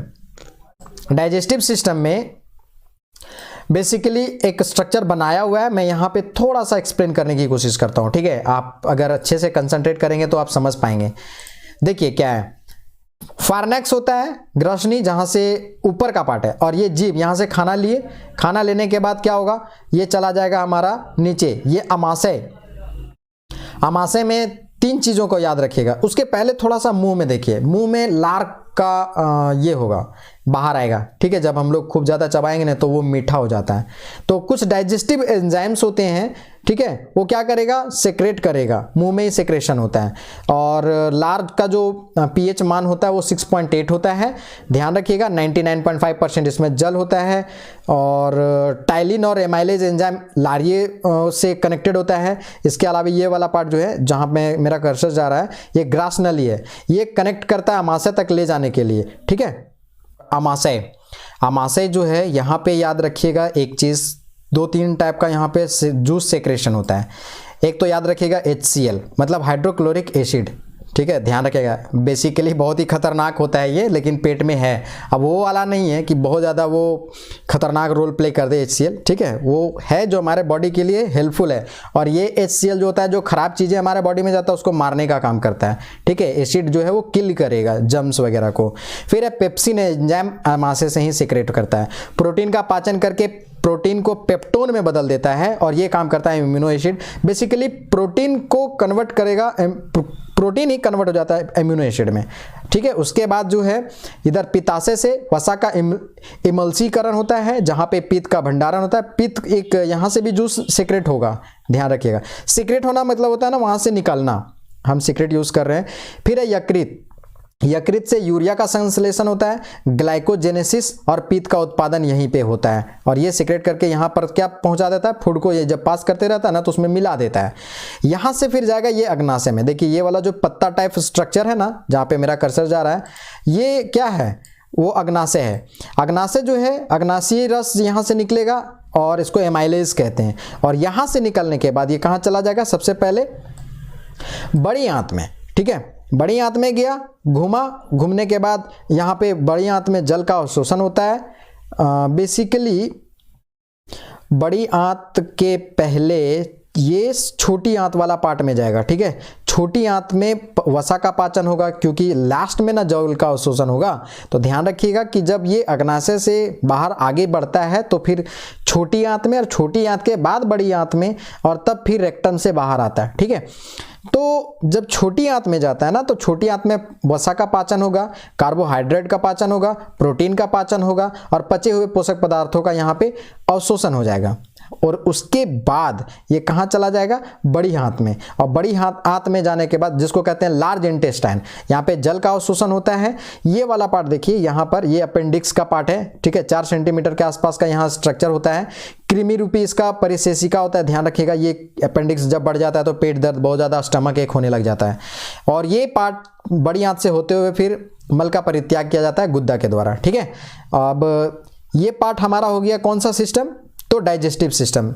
ये एक बार और इसको अगर आप 2 बार वीडियो को आप बढ़िया से देख सकते हैं और बार बार रिपीट करेंगे तो आपको समझ में आ जाएगा, ठीक है। अब आगे आते हैं हमारा डाइजेस्टिव सिस्टम। डाइजेस्टिव सिस्टम में 2 टाइप का याद रखिएगा यहाँ पे, टाइलिन और एमाइलेज। टाइलिन जो है स्टार्च को शर्करा में बदलता है और एमाइलेज जो है स्टार्च को माल्टोज में और माल्टोज को ग्लूकोज में कन्वर्ट करने का काम करता है। वो डाइजेस्टिव सिस्टम से संबंधित और कोई फैक्ट है वो उसको मैं यहाँ पे बता दे रहा हूँ। छोटी आंत में अधिकांश भोजन का पाचन होता है। अभी मैं बता चुका हूँ ऊपर में क्या क्या होता है छोटी आंत में, जिसको कहते हैं small intestine.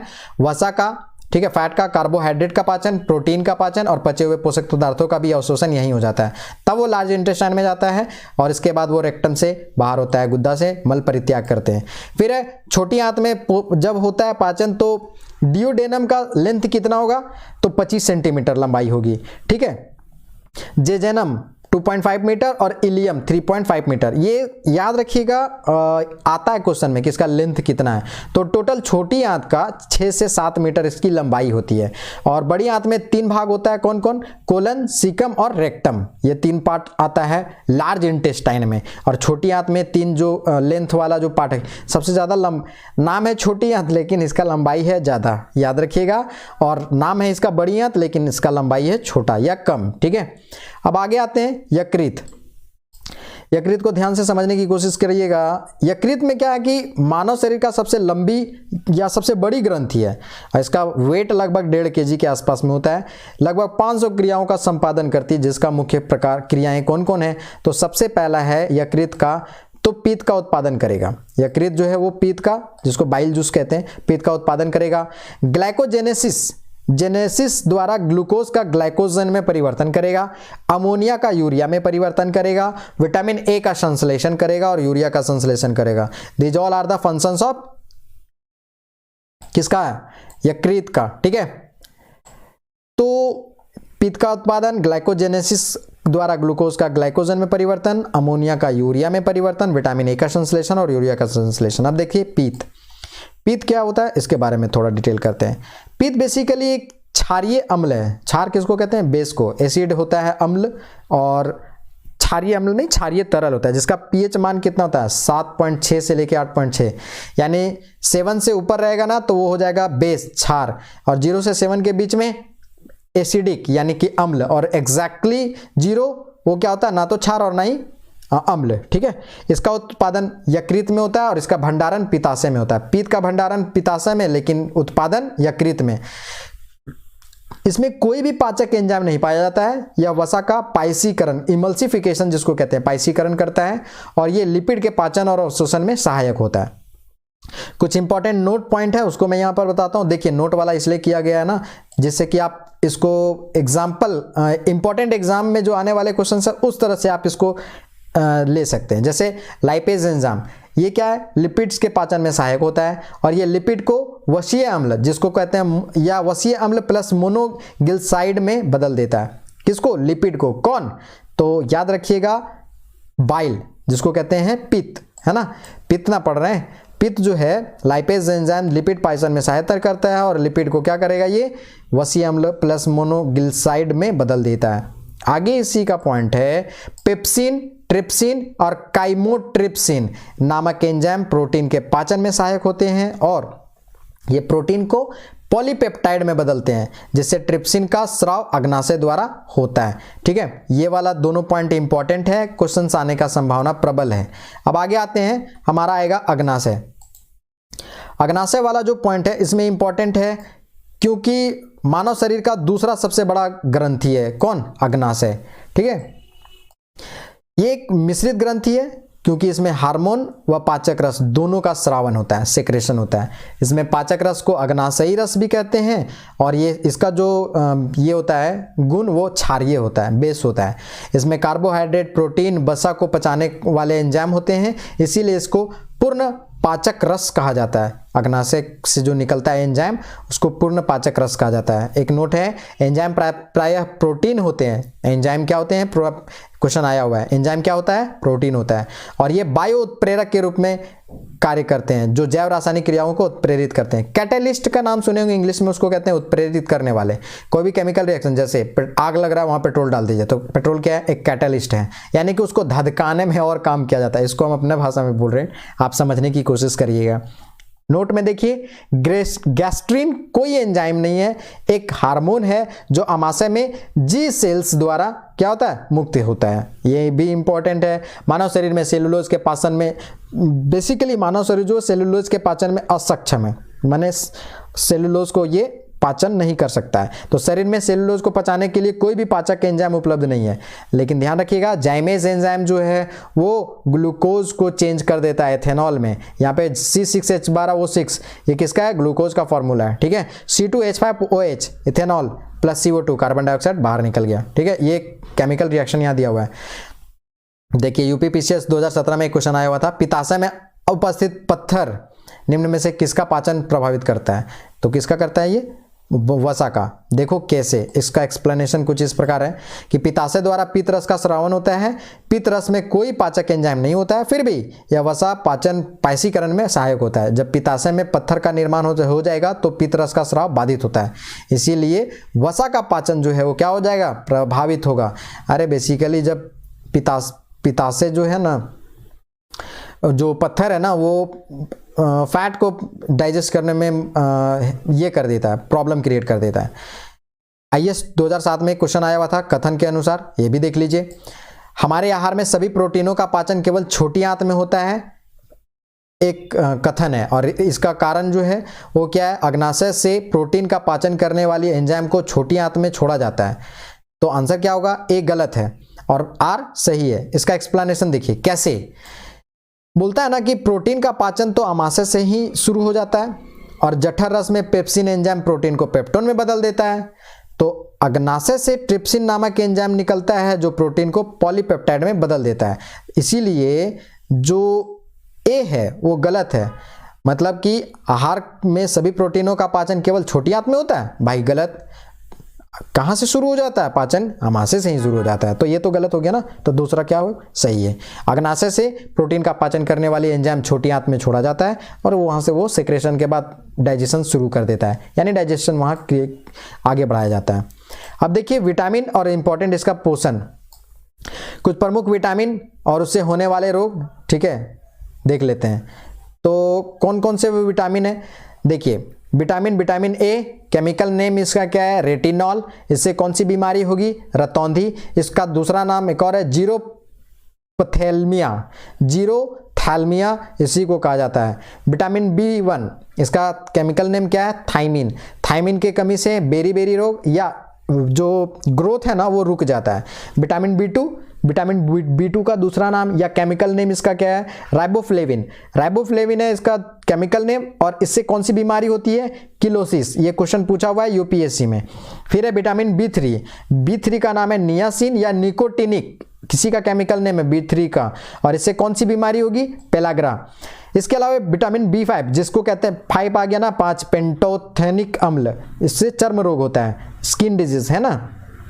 B6 pyridoxine, 6 pyridoxine important, रक्त छिंता, ठीक है। उसके अलावा B12 का दूसरा नाम है, केमिकल नाम है साइनोकोबालामिन, और तंत्रिका तंत्र में गड़बड़ी हो जाएगी। विटामिन सी से एस्कॉर्बिक एसिड इसका नाम होता है केमिकल नेम, और इससे स्कर्वी बीमारी होती है, ठीक है। मसूड़ों से क्या होता है?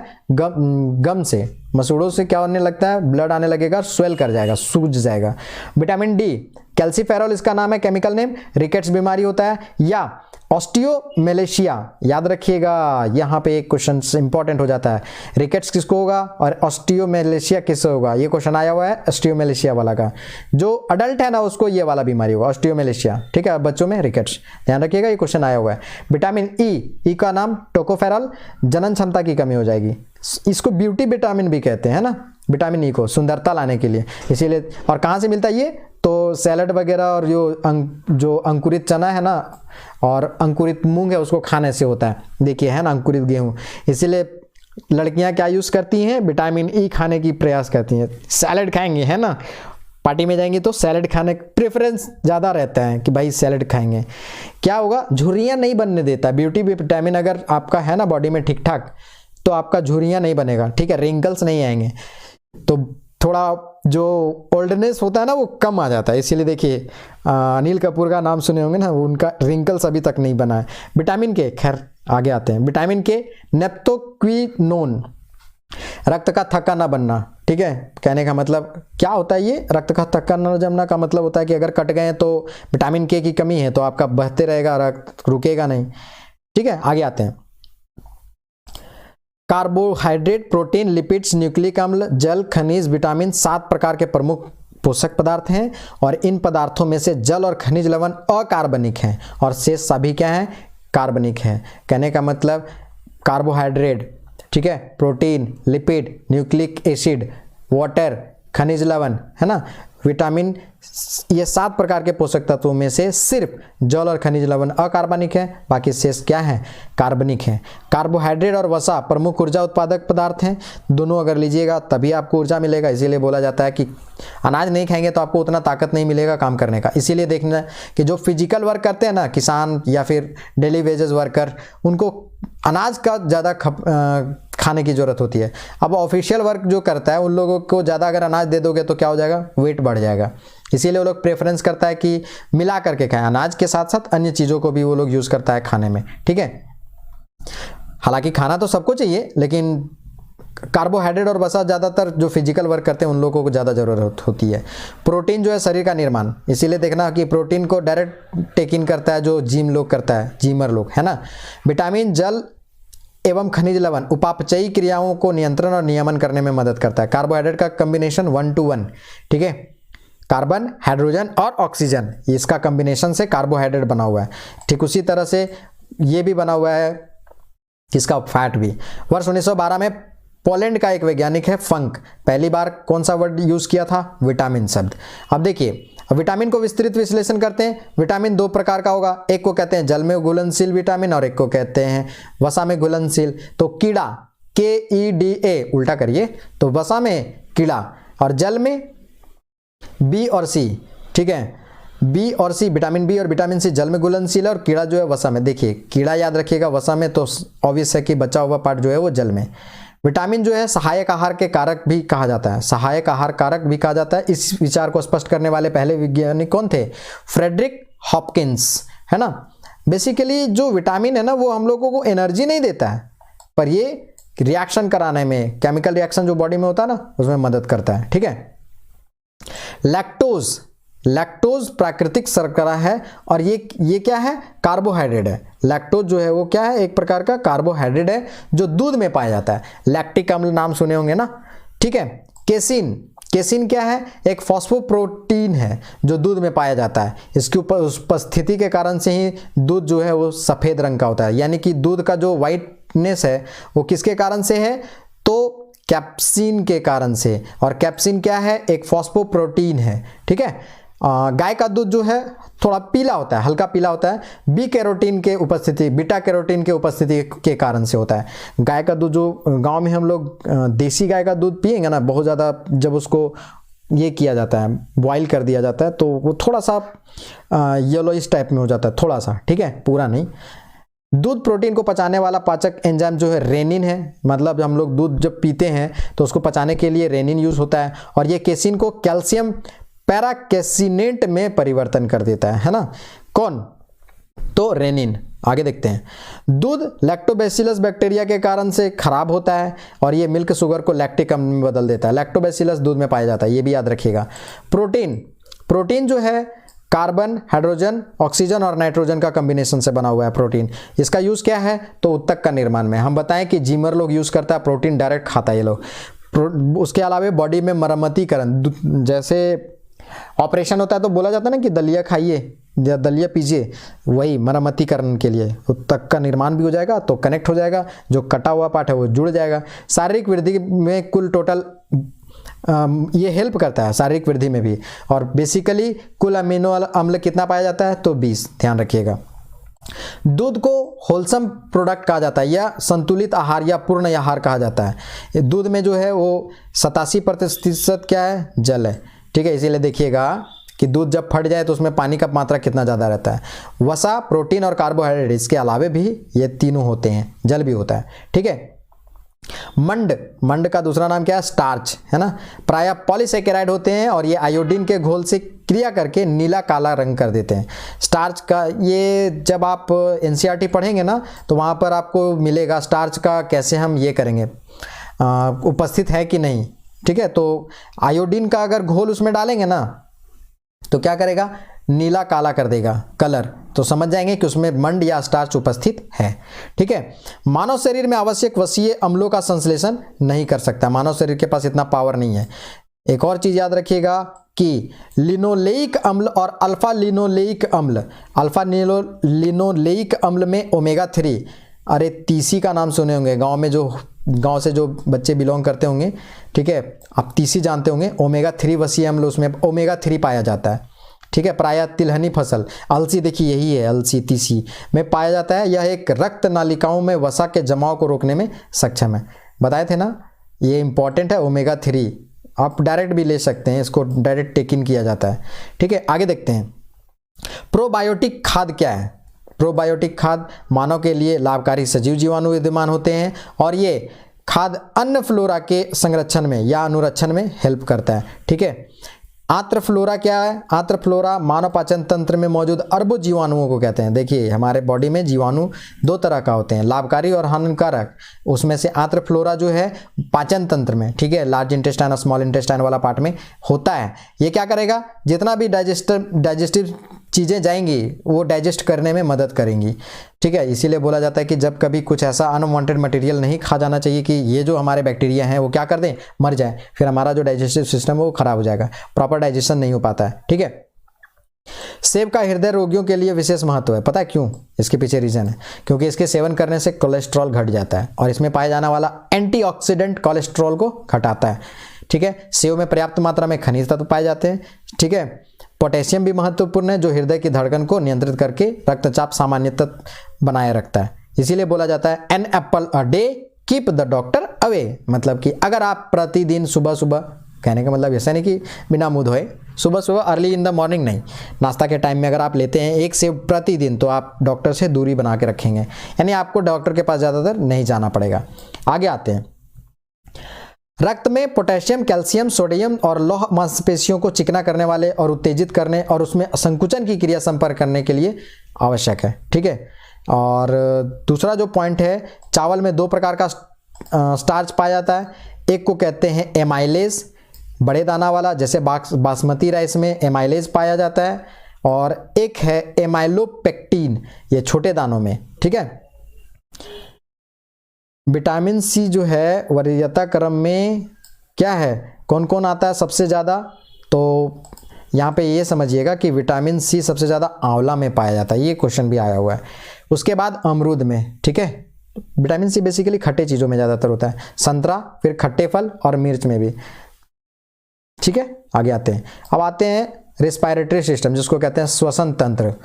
श्वास नली से स्टार्ट होगा और कौन कौन सा अंग इसमें आएगा वो देखते हैं। श्वसन तंत्र के अंतर्गत वे सभी अंग आते हैं जिनसे होकर के वायु का आदान प्रदान होता है, जैसे नोज, नाक, फार्नेक्स, लैरनेक्स, ट्रैकिया, ब्रोंकाई और ब्रैक्यूलस, और उसके बाद लंग्स, यहाँ तक जाएगा। ठीक है, श्वसन तंत्र में लंग्स आता है ना, श्वसन तंत्र। स्मोकिंग करेंगे तो लंग्स खराब हो जाएगा, क्योंकि यहाँ से होते हुए लंग्स तक पहुँच जाता है। ठीक है, और टार निकलता है। मूवी देखने गए होंगे तो आपको जरूर ये वाला क्या मिलेगा, ऐड मिलेगा। ठीक है, मनुष्य की वक्ष गुहा में दो फेफड़े होते हैं। ठीक है, जो प्यूरल मेम्ब्रेन द्वारा घिरा होता है, और फेफड़ों में रुधिर कोशिकाओं का जाल फैला होता है पूरी तरह से। अब किसी का काट के मत देख लेना यार। ठीक है, प्रत्येक फेफड़े में लगभग 15 करोड़ वायु कोष्ठक होते हैं, जिससे श्वास की वायु तथा रुधिर के बीच में गैसीय विनियमन होता है। कहाँ पे? तो फेफड़े में। ठीक है, आगे आते हैं। श्वसन एक ऐसी जैविक क्रिया है जिसमें अंतः श्वास तथा उच्छ्वास क्रियाओं के दौरान वायुमंडल में उपस्थित वायु गैस जैसे नाइट्रोजन, ऑक्सीजन और कार्बन डाइऑक्साइड, जल वाष्प, ये सब क्या होते हैं, प्रयुक्त होते हैं। इंस्पायरेशन और एक्सपायरेशन, जिसको इनहेलेशन और एक्सेलेशन भी कहते हैं। जब हम इनहेल करते हैं तब क्या होगा, तो नाइट्रोजन जो है 78% है, ऑक्सीजन जो है 20% है, कार्बन डाइऑक्साइड है जो वो अप्रॉक्स 32% के आसपास में चला जाता है, जलवाष्प 0.5% और अन्य 1% के आसपास में। जब एक्सपायरेशन कहते हैं, मतलब एक्सहेल करते हैं, तो उस समय क्या होता है, ये टेक इन कर रहे हैं इतना सारा, ध्यान रखिएगा। जब टेक आउट करते हैं तो ज़्यादातर नाइट्रोजन, क्योंकि सबसे ज़्यादा गया तो सबसे ज़्यादा बाहर निकल जाएगा सीधा। उसी तरह ऑक्सीजन 15%, 20% से 15%, क्योंकि हम लोगों ने कुछ यूज़ कर लिया। फिर कार्बन डाइऑक्साइड 4% के आसपास में, और उसके बाद जलवाष्प 3% के आसपास में। ठंडा के समय में तो आपको जलवाष्प भी दिखेगा, है ना, भाप के जैसा निकलता हुआ नजर आ जाएगा आपको। आगे देखते हैं। रक्त में ऑक्सीजन की सांद्रता में कमी आने से श्वास गति में वृद्धि हो जाती है। बेसिकली जब हम ऊपर चढ़ते हैं पहाड़ों पे, है ना, वहाँ पे इस तरह की स्थितियाँ सबसे ज़्यादा उत्पन्न होती है। समुद्र से सतह से जो जो ऊपर चलते जाएंगे वायु का घनत्व कम होता जाता है, इसीलिए पहाड़ पर जो है शरीर का कमी, ऑक्सीजन की कमी होती है। मनुष्य सांस लेने में फूलने लगता है और श्वास दर बढ़ जाता है। इसको क्या कहा जाता है, हाइपोक्सिया कहते हैं इसको। इसीलिए जो माउंटेनर लोग होता है ना, वो अपने साथ क्या लगता है, लेके चलता है, ऑक्सीजन का सिलेंडर। ठीक है, एक और यहाँ पे आता है, आप सुने होंगे कि पहाड़ों पे जब हम आग जलाते हैं ना, तो वहाँ पर आग आसानी से नहीं लगता है। इसके पीछे रीज़न है ऑक्सीजन की कमी। अब ऑक्सीजन है नहीं तो वहाँ पे आग लगने में थोड़ा सा प्रॉब्लम होता है, लगता है लेकिन थोड़ा प्रॉब्लम होता है। देखिए, श्वसन में ऊर्जा एटीपी के रूप में उत्पादित होती है, और एटीपी से किस में चला जाता है, कन्वर्ट हो करके एडीपी में। एटीपी एडिनोजाइन ट्राइफॉस्फेट और एडीपी एडिनोजाइन डाइफॉस्फेट। अधिकतम ऊर्जा यहीं पे संग्रहित होती है एडीपी में। ठीक है, आगे आते हैं। अब है परिसंचरण तंत्र। परिसंचरण तंत्र का मतलब होता है, अब क्या होगा, सर्कुलेशन होगा ब्लड का। ब्लड सर्कुलेशन का अध्ययन को क्या कहा जाता है, एंजियोलॉजी। इंपॉर्टेंट है, क्वेश्चन आया हुआ है, ध्यान रखिएगा। अब यहाँ से एक कंप्लीट फिगर तो नहीं आ पा रहा है, लेकिन कोशिश करते हैं थोड़ा सा इसको हम छोटा करने का। ठीक है, इससे आपको आसानी हो जाएगा देखने में।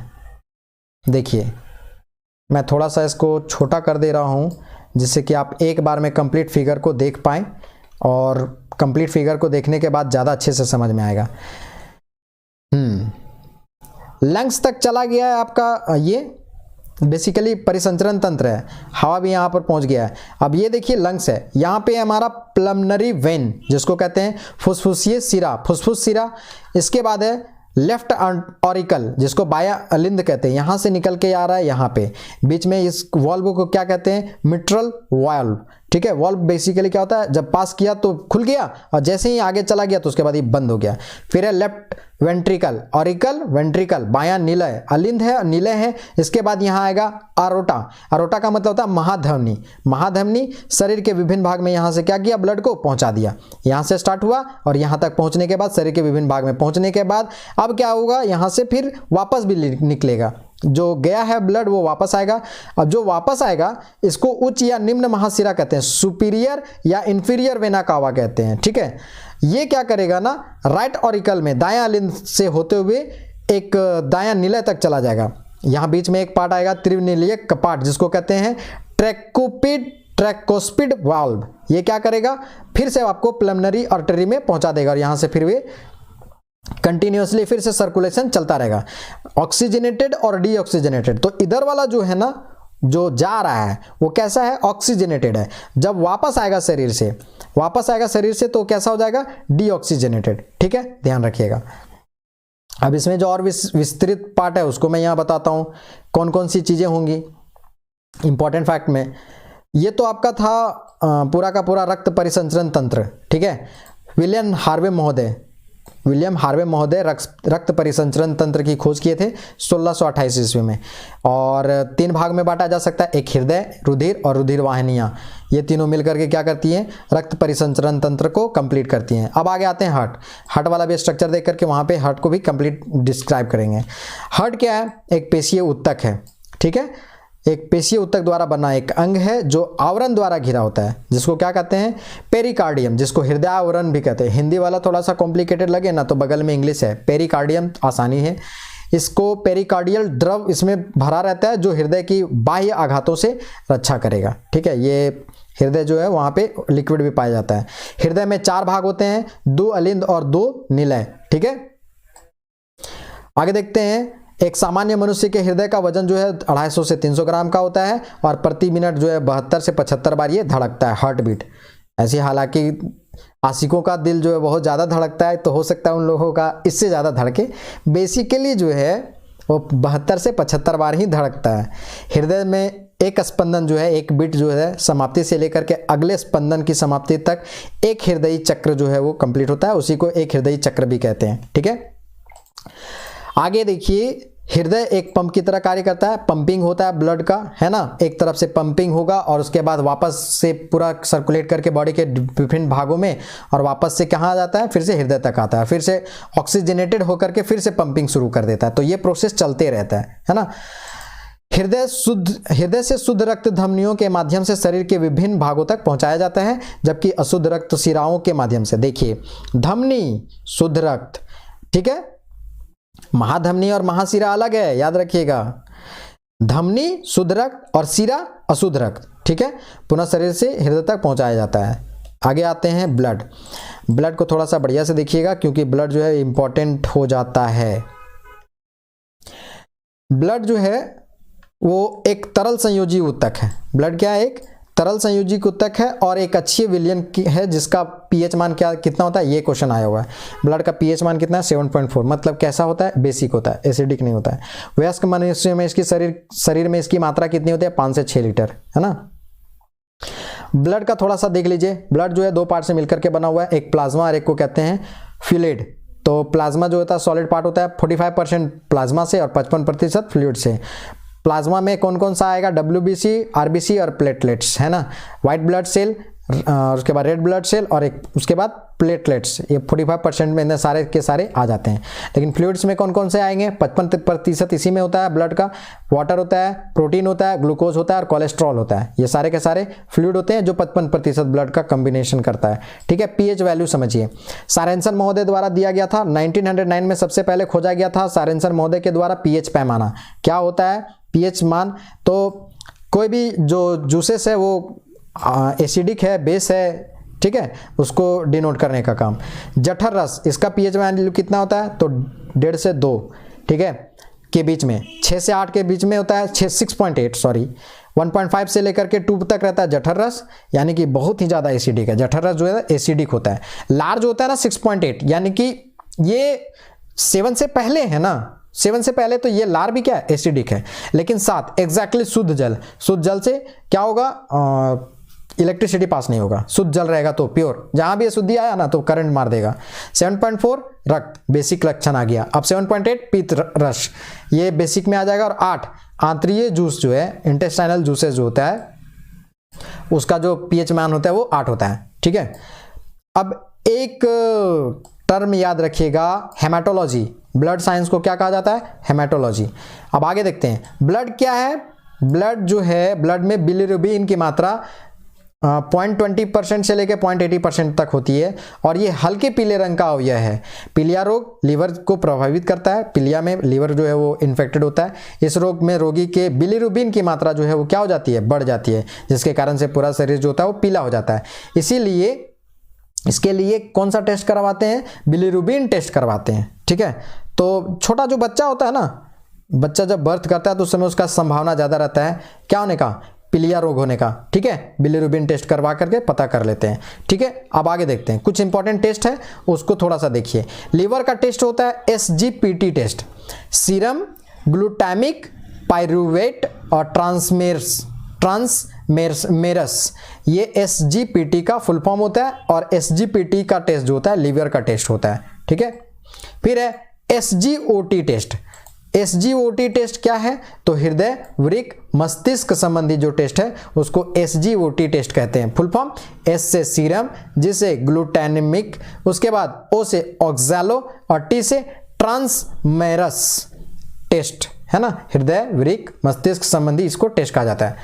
ध्यान रखिएगा, यहां पर नोट करने वाली बात है, ये दोनों टेस्ट जो है वो एंजाइम टेस्ट है, ठीक है। हेपेटाइटिस जानते होंगे, लीवर को प्रभावित करता है और इसका नाम हेपेटिक है, इसका वैज्ञानिक नाम हेपेटिक है। खतरनाक है, हेपेटाइटिस सी हो गया ना तो आदमी मर भी जाता है। एक हमारा दोस्त है, नाम नहीं लूंगा, उसको इसी बीमारी के कारण से उसकी मौत हुई, ठीक है, क्लासमेट था।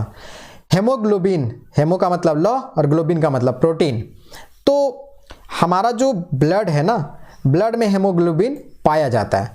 तो हेमोग्लोबिन जो है लाल रंग का एक वर्णक है जो आरबीसी के अंदर पाया जाता है। आरबीसी का मतलब रेड ब्लड सेल, ऑब्वियस सी बात है, रेड कलर का। इसका निर्माण लौह और प्रोटीन से होता है। लौह और प्रोटीन का संश्लेषण में एक प्रभावी जीन भाग लेता है, लेकिन इसके अप्रभावी रह जाने से इसका संश्लेषण नहीं हो पाता है, और जब नहीं हो पाया संश्लेषण तो व्यक्ति को एक विकार हो जाता है, बीमार हो जाता है। एक बीमारी होती है जिसका नाम है थैलीसेमिया। थैलीसेमिया बेसिकली एक आनुवंशिक रोग है। आनुवंशिक रोग मतलब होता है कि माँ बाप में ये रोग था और उसके बाद ये जो रोग है वो ट्रांसफर हुआ है बच्चों में। ऐसे व्यक्ति के रक्त में ऑक्सीजन का संवहन करने की क्षमता नहीं रह जाती है, इसीलिए इन्हें समय समय पर आरबीसी क्या करना पड़ता है? चढ़ाना पड़ता है। और हेमोग्लोबिन का एक अणु अपने साथ ऑक्सीजन के 4 अणुओं को जोड़ सकता है, ये भी इंपॉर्टेंट है, याद रखिएगा। 1 ग्राम हेमोग्लोबिन में 1.4 मिलीग्राम ऑक्सीजन का संवहन करता है। सोचिए, तब ना ब्लड जो है वो ऑक्सीजन का भी क्या करता है? कैरी करता है। बॉडी के डिफरेंट पार्ट में वही ना जाता है, ब्लड ही जाता है, और ब्लड के साथ कौन कंबाइन रहता है? ऑक्सीजन। और वो क्या करता है? उपापचयी क्रियाओं में मदद करता है। हेमोग्लोबिन की मात्रा 14% से लेकर के 15% के आसपास में रहती है। किसमें? मनुष्य में। और स्त्रियों में बेसिकली 13% के आसपास में। इसीलिए देखिएगा कि हेमोग्लोबिन जो आप टेस्ट करवाएंगे ना तो मर्द का ज़्यादा होता है और औरत का कम होता है, ठीक है, जबकि ज़्यादा जरूरत है औरत को। यदि कोई व्यक्ति रक्तदान करना चाहता है तो उसके लिए हेमोग्लोबिन की मात्रा कम से कम कितना होना चाहिए? 12%। अगर उतना नहीं है, उससे कम है, तो उसको ब्लड डोनेट करने से मना किया जाता है, ठीक है। नेक्स्ट पॉइंट देखिए, संपूर्ण शरीर में तरल की भागीदारी 55% होती है, बता चुके हैं पहले भी, जिसमें सर्वाधिक मात्रा किसका होता है? जल का। और इसी भाग में 6 से 8% के आसपास में प्रोटीन उपस्थित होता है, जिसमें खास तौर पर कौन कौन? एल्बुरिन, ग्लोब्यूलिन, फाइब्रिनोजेन, ठीक है, उसके प्रोथ्रोम्बिन हैं। और इन सभी का निर्माण कहाँ होता है? लीवर में। किसका किसका? एल्बुरिन, ग्लोब्यूलिन, फाइब्रिनोजेन और प्रोथ्रोम्बिन, इनका निर्माण लीवर में होता है, ध्यान रखिएगा। इसमें सर्वाधिक मात्रा में क्या पाया जाता है? एल्बुमिन प्रोटीन, ठीक है। और फाइब्रिनोजेन और प्रोथ्रोम्बिन जो होता है वो रुधिर का थक्का बनाने में सहायक होता है। विटामिन के याद रखिएगा, रुधिर का थक्का जमना। रुधिर के इसी तरल भाग में ग्लूकोज की सामान्य मात्रा भी उपस्थित होती है, ठीक है। देखिए 140 से लेकर के 150 पास्ट पेरेंडियल और फास्टिंग के टाइम में 80 से लेकर के 100 मिलीग्राम, ठीक है। डायलिस्टिक है ये, ध्यान रखिएगा। फिर है रुधिर के इसी तरल भाग में कोलेस्ट्रॉल, याद रखिएगा कोलेस्ट्रॉल भी इंपॉर्टेंट है भाई। एक सामान्य मात्रा में 150 से लेकर 200 मिलीग्राम तक उपस्थित होता है, ठीक है। कोलेस्ट्रॉल भी ब्लड में पाया जाता है। अब कोलेस्ट्रॉल को थोड़ा क्लासीफाई कर देते हैं। देखो कोलेस्ट्रॉल जो है इसका थोड़ा सा विश्लेषण करते हैं। कोलेस्ट्रॉल दो पार्ट से मिलकर के, दो चीज़ों से, एचडीएल, ठीक है, और एलडीएल। ये एक अच्छा फैट है एलडीएल, एचडीएल, और एलडीएल जो है वो खराब फैट है। तो एचडीएल में सोयाबीन और सभी प्रकार के जो तेल होते हैं ना वो मिलता है, और एलडीएल जो होता है तली भुनी, जैसे फ्राइड राइस है ना, और उसके अलावा जब हम लोग चिकन चाउमीन ये सब खाते हैं, समोसा खा गए, एलडीएल टाइप का हो गया, तो एलडीएल है, ठीक है। और एचडीएल आप कमेंट बॉक्स में कमेंट करें एचडीएल का और एलडीएल का full form. HDL stand for and LDL stand for, ध्यान खाली ये रखिए, हम बता रहे हैं एचडीएल गुड फैट और एलडीएल जो है वो बैड फैट है, ठीक है। आगे देखते हैं मछली का तेल और उसके अलावा अलसी का तेल, ये दोनों क्या है, इकोसैप्टोनिक फैटी एसिड, ठीक है। ये दोनों इंपॉर्टेंट है। और मछली का तेल और अलसी का तेल जो है वो किस टाइप का फैटी एसिड है वो भी ध्यान में रखिएगा। फैटी एसिड में बेसिकली जो मोटे लोग होते हैं ना उसमें ज़्यादा जमा हो जाता है, इसीलिए उनका शरीर का थोड़ा सा आकार असामान्य हो जाता है सामान्य से। रुधिर में कोलेस्ट्रॉल की अधिकता धमनी में कठोरता उत्पन्न कर देती है और इससे क्या होगा, एथेरोक्लोरोसिस होगा। एथेरोक्लोरोसिस जो बीमारी होगा वो रुधिर में कोलेस्ट्रॉल की अधिकता के कारण से जब धमनी को क्या करेगा, कठोरता उत्पन्न कर देगा और सर्कुलेशन नहीं होने पाएगा ब्लड का। यही कारण है इससे हृदयघात का कारण बन जाता है। और इस अवरोध का पता लगाने के लिए कौन सा ग्राफ का सहारा लिया जाता है, एंजियोग्राफ का सहारा लिया जाता है। इंपॉर्टेंट है, ध्यान रखिएगा। इस अवरोध को समाप्त करने का क्या है, एंजियोप्लास्ट प्रक्रिया के द्वारा इसको अवरोध को खत्म कर सकते हैं। और इम्पॉर्टेंट में देखिए तो रुधिर के इसी तरल भाग में सरल वसा का भी एक सामान्य मात्रा उपस्थित होता है, जिसको क्या कह सकते हैं, ट्राइग्लिसराइड, जिसका अप्रॉक्स 150 मिलीग्राम के आसपास में क्वांटिटी होता है, ठीक है।